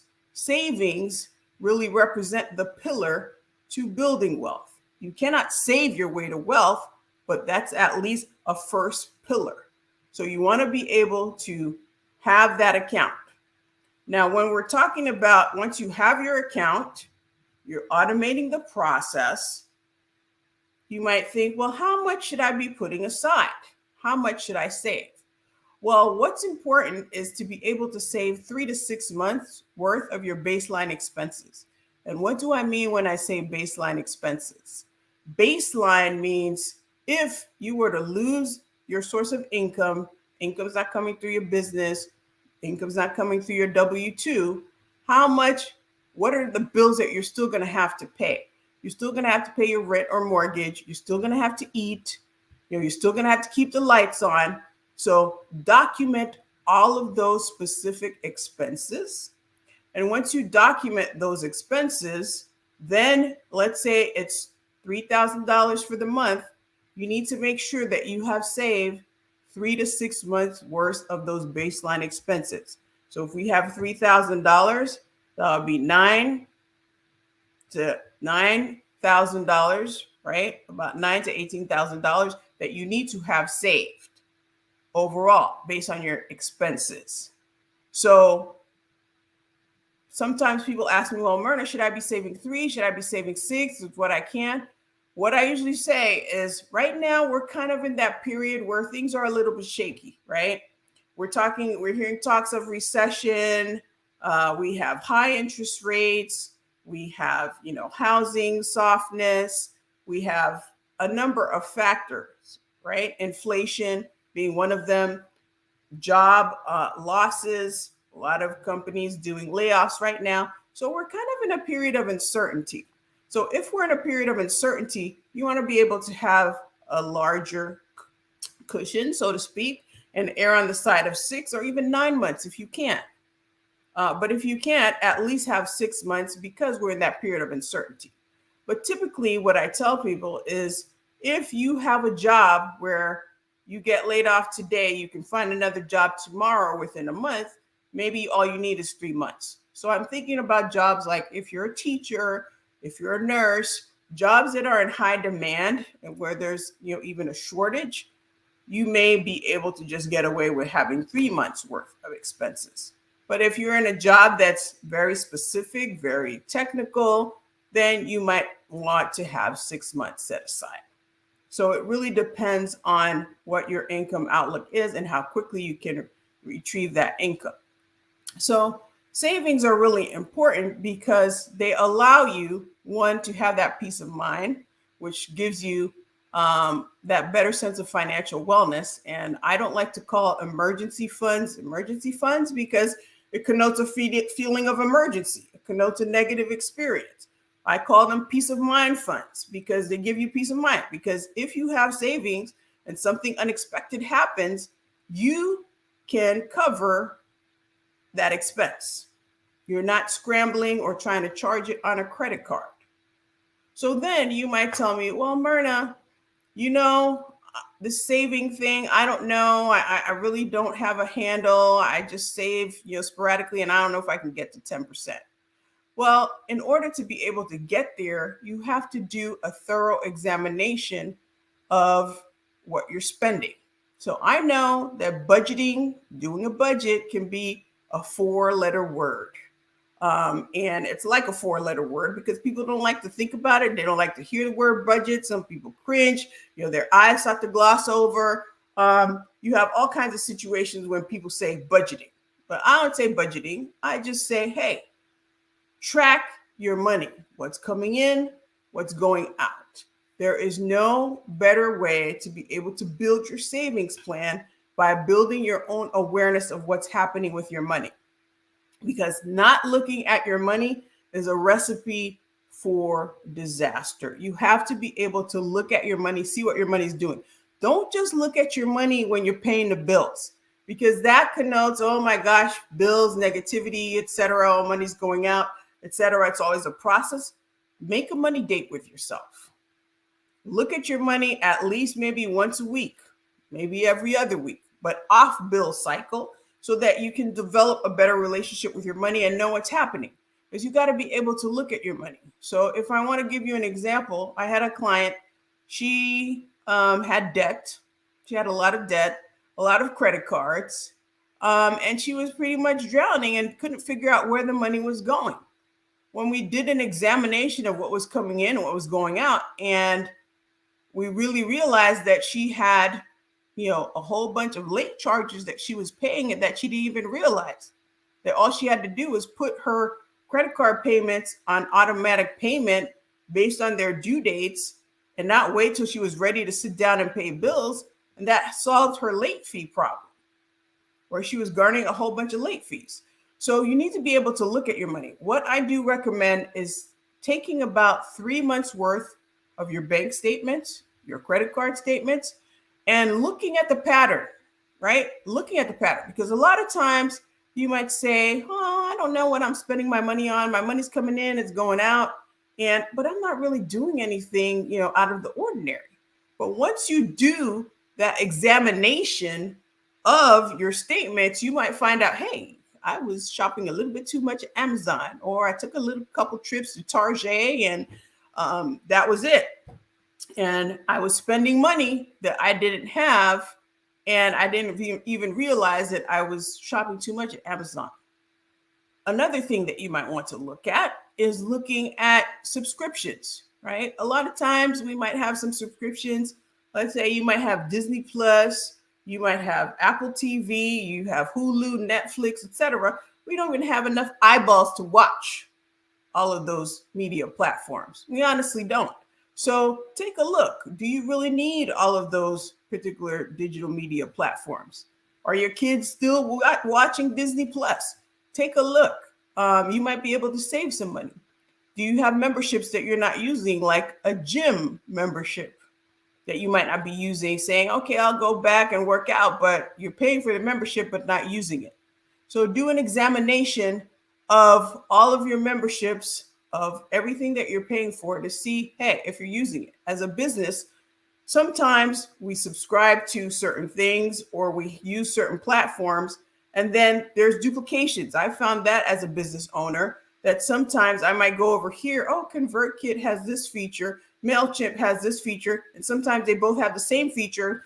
And because I started using MailChimp and I'm using ConvertKit for something else, that may be a duplication. So look at where you're duplicating your efforts, where you're spending money that you might not necessarily have to spend. From a budgeting tip concept, it doesn't have to be about a spreadsheet. It doesn't have to be that way, because I'm a finance person and I'm going to be real with you. I do not want to come home and look at my money on a spreadsheet, because I spend my whole day looking at spreadsheets. Who wants to go do their money budgeting on a spreadsheet? No, I don't. I actually don't. As a financial wellness coach, as a wealth coach, I do not budget my money on a spreadsheet. I'm going to be honest with you right here. But my husband, who is an accountant, he will actually go out there and use a spreadsheet and save all of his receipts and tick and tie every number, and that will make him feel good. So everybody has a different style. You need to find the style that works for you, that will allow you to track your money, because that's the only way that it's going to work. How many times have you seen people say, oh, let me put my money in a spreadsheet, and then, the next month the budget is gone to the wayside. So you need to pick a style that works for you. One of the things that I recommend, or ways that I recommend for my clients to track money, if you're that person who wants more of a flexible style, is to use the 50-30-20 method. And the 50-30-20 method, what is that? That essentially says 50% of your money is going towards your needs. So that means, food, the roof over your head, the things that you need that essentially are going to happen. Then 30% of your money is going to go towards your wants. So the Amazon shopping, going out to eat with your friends, spending that extra money on the trips. That's what the 30% is going to go towards. And then you have 20%. 20% will go towards your future you. And what do I mean by that? That means towards your savings. It will go towards repaying your debt. And it will also go towards investing. So those are things that will make your future a lot better. So I call them your future you fund. So if you use the method of 50-30-20, 50% your needs, 30% your wants, and 20% on your future you, that is a formula that can give you a framework that will work beautifully when it comes to managing your money and getting that awareness of your money. But step number one is really understanding what that awareness is. Also, if you have any, streams of cash that come in that are unexpected, save those, right? You get a bonus at the job. Yes, you might want to splurge a little bit, but that's okay. You splurge a little bit, but you also save some. So save some of that money. You got an income tax refund, save that money, use it towards something. Don't just spend it all. So those are the types of things where if you do that, that will give you the flexibility, right, to be able to save and build a savings plan. You also want to delay maybe some immediate gratification. Now, I'm not the one to tell you stop, quit, don't go to Starbucks anymore, no more lattes for you. That's not me. For me, I'm a firm proponent of you got to live your best life. You got one life to live. If your latte gives you joy, spend money on your latte, but make sure that it's in your overall budget. So building that savings plan is important because it helps provide that sense of security, that sense of, hey, I don't have to be stressed if I know that something happens, and I don't have to worry about it. And I have a cushion. So that gives us security. So that's savings. So we've gone to 2 steps. One is positive money mindset. Number 2 is building your savings plan. Number 3 step is investing your money in a vehicle that at least gives you a 7 to 10% rate of return. And I'm probably going to say 8 to 10% rate of return because inflation's at 8%. Investing is the true way to build wealth. And there are different means to invest, right? You can invest in, businesses, you can invest in real estate, but what I'm going to focus on is investing in the stock market. So I'm going to give you a quick example since we don't have charts, we don't have PowerPoints or slides here, but I'm going to give you a quick example. So if you are in a situation where you're someone who is investing, who's put down a certain amount of money, same amount of money, 2 people, and one is consistently investing $500 a month, right? Both people are investing $500 a month, and they started off with the same amount of money. At the end of a 30-year period, and this is probably at an average of 7% rate of return, at the end of a 30-year period, the person who's saving would have about $145,000. Whereas the person who's investing would have about $650,000. So the 2 people are both putting aside the same amount of money, but the person who's investing has $500,000 more than the person who's been saving. So, and that's investing at, your average rate of return, even lower than the average rate of return provided by the stock market. So it's very important that you invest in the stock market. And there are a lot of myths when it comes to investing in the stock market. Some people believe that, if I put my money in the stock market, it's like gambling, I might lose it. No, there are strategies to invest in the stock market. You don't have to be that Uber analyst like I used to be, analyzing financial statements to invest in the stock market. In fact, you don't even need to invest in individual stocks to invest in the stock market. You don't have to be picking individual stocks. There are things like mutual funds, exchange traded funds that are a pool where you have different companies. So let's say instead of me investing in just Amazon stock only, I invest in a mutual fund or an exchange traded fund, which might have Amazon, Microsoft, Nike, a number of companies. So that really helps mitigate the risk of you losing your overall money. So, and when you look at market downturns throughout history, there's never been a time where, everything was down 100%. And there are ups and downs in the market. When the market comes down, it comes back up. So you need to be comfortable with the level of risk and understand what's happening. But there are different ways to invest in the stock market. Number 2, people tend to believe that, I need a lot of money to invest in the stock market. I need to have, at least a couple thousand to invest in the stock market.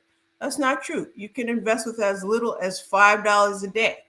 Dr. Boyce Watkins, I don't know if you guys are familiar with him, but he's very much a proponent of Black business and really pushing ahead when it comes to us as a Black people. And he, kind of simulated the whole $5 a day. $5 a day, if you invest at that rate, after 40 years, you'll have close to $1 million. And it's really the consistency of that investment that matters.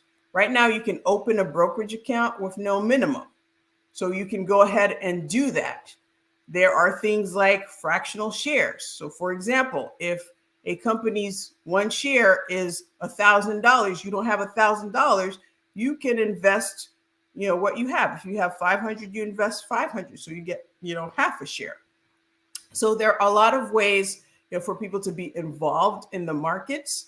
And there are even things I'm going to tell you called robo-advisors, where you essentially just say, hey, here's the risk that I'm able to tolerate, or say, hey, if something happens in the stock market, this is what I'd be able to, this is how I would feel if my money went down 20%. Maybe you're not that person. If you feel like, oh, you're going to be running around the streets crazy if the stock market goes down, then maybe you don't want an investment that has that much volatility if that's going to cause you stress. So they ask you questions, and based on how you answer the questions, they pick certain investments for you. And that's really just all computerized and automated process based on how you the computer algorithms go. So it's very easy to actually get in there and invest. And I know a lot of times people are afraid because you don't know what you don't know, but get guidance, work with a financial coach like myself, go out there, do research. There are one resource that I will give you is investopedia.com, where if you are not familiar with the stock market, there are a lot of resources there in terms of terms, what those mean. And they actually do have a stock simulator, which is if you want to start and dabble without putting your real money in and invest in the stock market, you can use that tool. So the importance is to be in the game, because you never know what's going to happen. If you were telling yourself, oh, at the beginning of this year, oh, I think I want to invest or get in the stock market, and you didn't get in, right now, NASDAQ's up 20% year to date. So who knows where it's going in the future, but you have to act. You have to act upon it. I don't think that if you are not invested in the stock market, you're missing out. And I think for us as a people, we really need to take advantage of all the wealth building opportunities that are available to us. And investing in the stock market is a very big one. It's a very big one that tends to be overlooked. But I am a big proponent of investing in the stock market and getting to parity and getting to a place where we can use all the avenues that are available for us to build wealth. So number 3 is investing. You also want to be able to look at, your retirement, right? Part of investing, you need to be investing as part of your overall retirement plan. If you are in a plan, a 403B, 401k, understand what your investments are. Look at what types of returns you're generating. Even if you're not picking the investments yourself, you might be able to just be in what we call a target fund, which says, okay, I'm going to retire in 30 years. I'm going to give you something that manages a portfolio that looks at somebody who's going to retire in 30 years. It's that simple.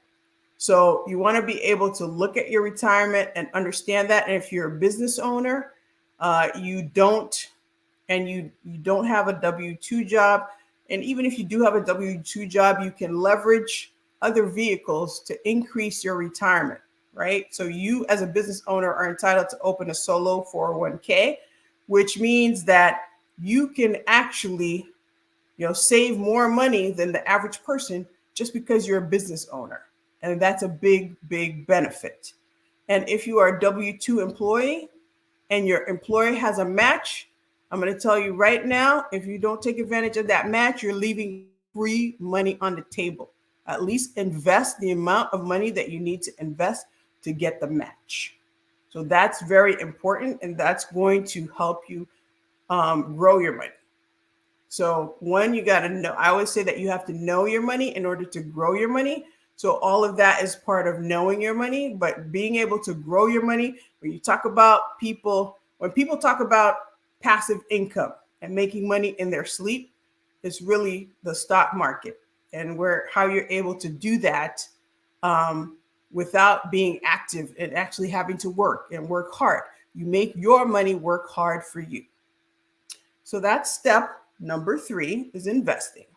So let's move on to step number 4. Step number 4 is protecting your assets. So we've seen scenarios where, I don't know if you guys knew about Chadwick Boseman. He's the actor who played the Black Panther. And he had money and he died, unfortunately, of colon cancer. But at the end of the day, even when he died of colon cancer, he didn't have a will. So that means his stuff went to probate, and his wife and his family didn't really get everything they needed to get because he didn't have a will. He didn't do estate planning. So you have to be able to protect your assets. Make sure that you have a will or you have a trust, whatever your needs are, so that if something happens to you, you know where your assets are going. So you want to also have a healthcare proxy. So we saw with COVID, a lot of people, they got sick, they were hospitalized, they ended up passing away, but they didn't really know, or while they were at the hospital, there was nothing to really outline what their wishes were. Do they want to be resuscitated?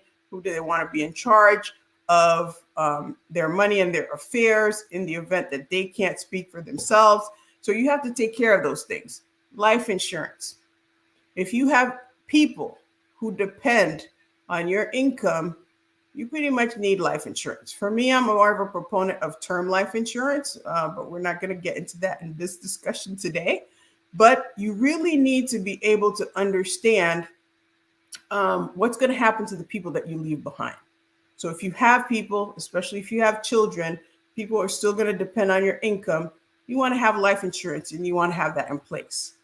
And then part of the reason that I formed my business was because I was seeing, family and friends, you get together with your mate and you're happy. And then, you're 20 years down the line, the love of your life becomes your worst nemesis. What are you going to do? And then I saw them coming out of these unions with nothing to show for it. You have to be aware, right? If you're in a partnership with somebody, let's say your wife handles the money or your husband handles the money or your partner, what have you, you need to be aware. You need to know what's happening, where the money is, where your assets are, so that you're not left out in the cold when, or if, God forbid, your union dissolves. So that's all part of protecting your assets, is knowing where your assets are and knowing where everything is. So protecting your assets is a big piece of financial wellness. Now, the last component to financial wellness is putting your goals in place. Now, that may sound counterintuitive, but you need to have goals, right? You don't want to spend the rest of your life paying bills. You don't want to do that. You don't want to say, you don't want to wake up, 30 years from now, 20 years from now and say, oh, all I did was pay bills. I didn't do anything fun. I wanted to do this. A lot of times we tend to sideline our goals, especially, women. I don't know so much about men, but especially women, we tend to say, well, I'll do that, when the kids go off to college, or I'll do this when I retire, or I can't do this now because of my job, or I can't do this for whatever reason. Right? Don't sideline your goals, because you don't know, how much time you have left. How many times have you heard stories about, oh, so-and-so went in their sleep and they were like 40 years old, 45 years old, young people. So you don't know how much time you have left. You want to be able to have a balance in your life. You want to be able to have goals.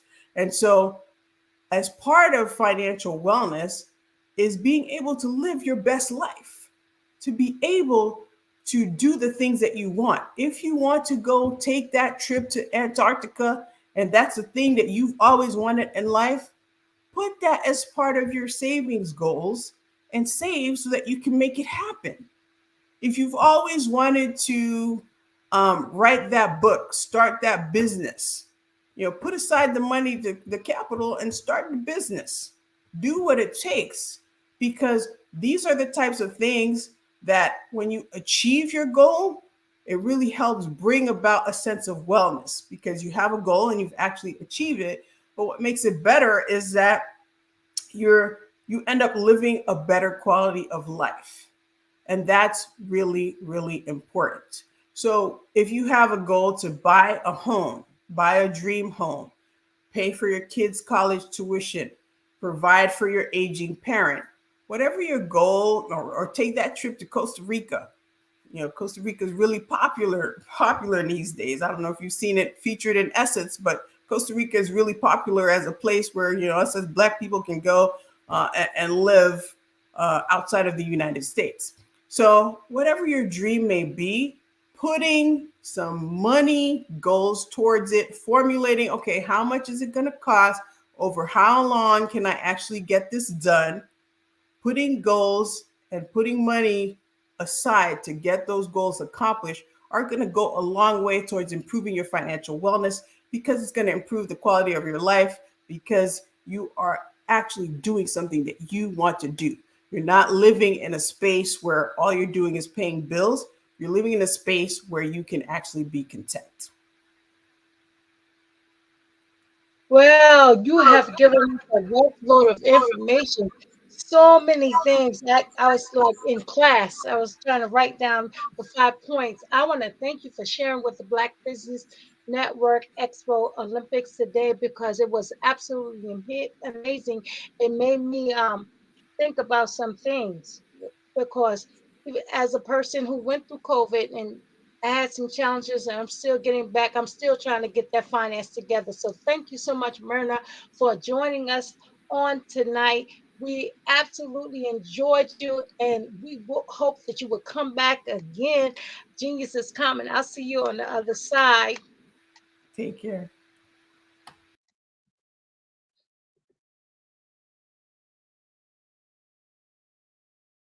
The Black Business Expo mission is to raise funds for high school seniors going to college, K and K to 12 entrepreneurs.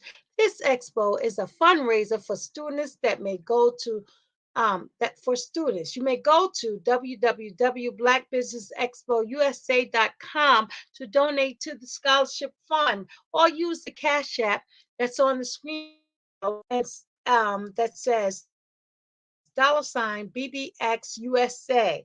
Our goal is to give laptops and up to $5,000 to 10 students. Students can also register online at www.blackbusinessexpousa.com. Every dollar counts, so we want to remind you to donate to the Scholarship Fund. We also would like to thank our Black Business Expo USA sponsors for May 2023. NC 100, Moody Capital Partners, Suede Soul, Lotus Richey Coaching and Training, Carolina, Virginia, Minority Supplier Development Council, Step Management, BHS and Associates, Margin Claim Foundation Incorporated, Genius is Common, Earth Essentials, Malane Shanny, Global Executive Women's Success Institute, the Coaching Company, Superwoman Business Services, Creative Forces Studios, Lee Entertainment, Artistic App Design, and of course the Black Business Expo USA. James is coming, and I'll see you on the other side.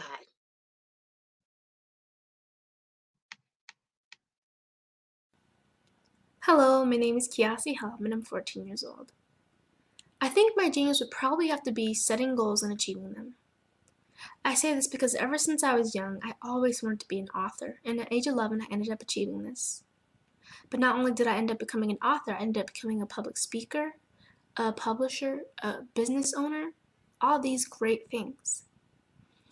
The name of my business is Written by Kids Publishing Company. I decided to start this company because I thought it was important for me to help kids my age express themselves through literacy and just achieve their own goals. Because to me, achieving goals is the best thing in the world to feel. It's you just achieving things and aspirations that you set for yourself. And I know that everybody is capable of this, because even if you don't end up achieving the goal, you still tried your best, and that's the most important thing. And everybody is capable of this because genius is common. Thank you. 5-Star BDM, Brand Development Masters, is a professional consulting and advisory group keenly focused on business development services for the small to mid-sized business and entrepreneurs. Although every business is unique, they often share business development challenges that can be addressed through smart branding. Services include process improvement and operations, digital strategy and transformation, business intelligence, digital marketing, and personal branding. Our business and personal branding company has helped a number of professionals and organizations to optimize and grow. This results in more business, more opportunities, better reach, positive outcomes. Visit www.5starbdm.com today to learn more.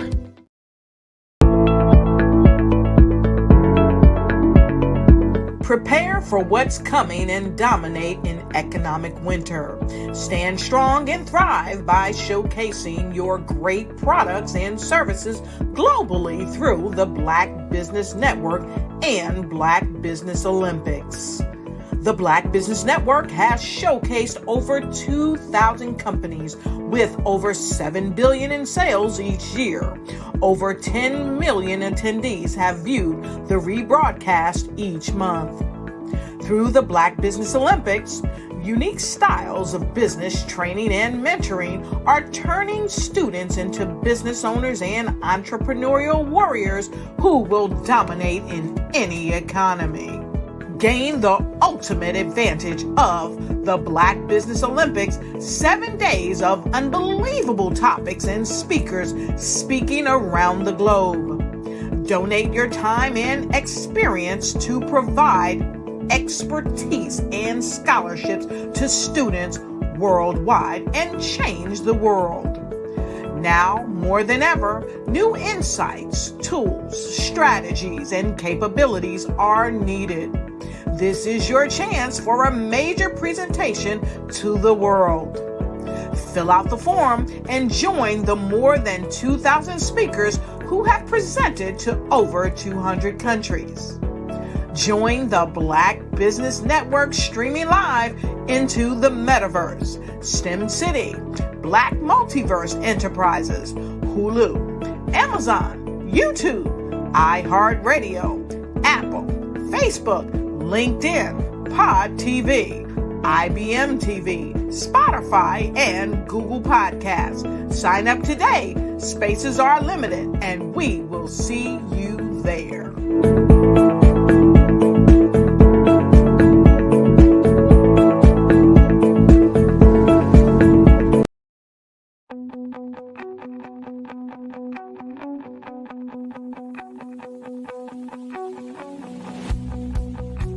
I am Black business. From the moment I wake until the time I sleep. Yes, I am Black business. I am Black business. Tell me, are you Black business? I am Black business. Do you support Black businesses? Listen, I support Black business because I am Black business. Black Business Expo, one of the largest business showcases in the history of Black business in the world. The world! Sign up today at www.blackbusinessexpousa.com or call 919-308-9090. I am Black business.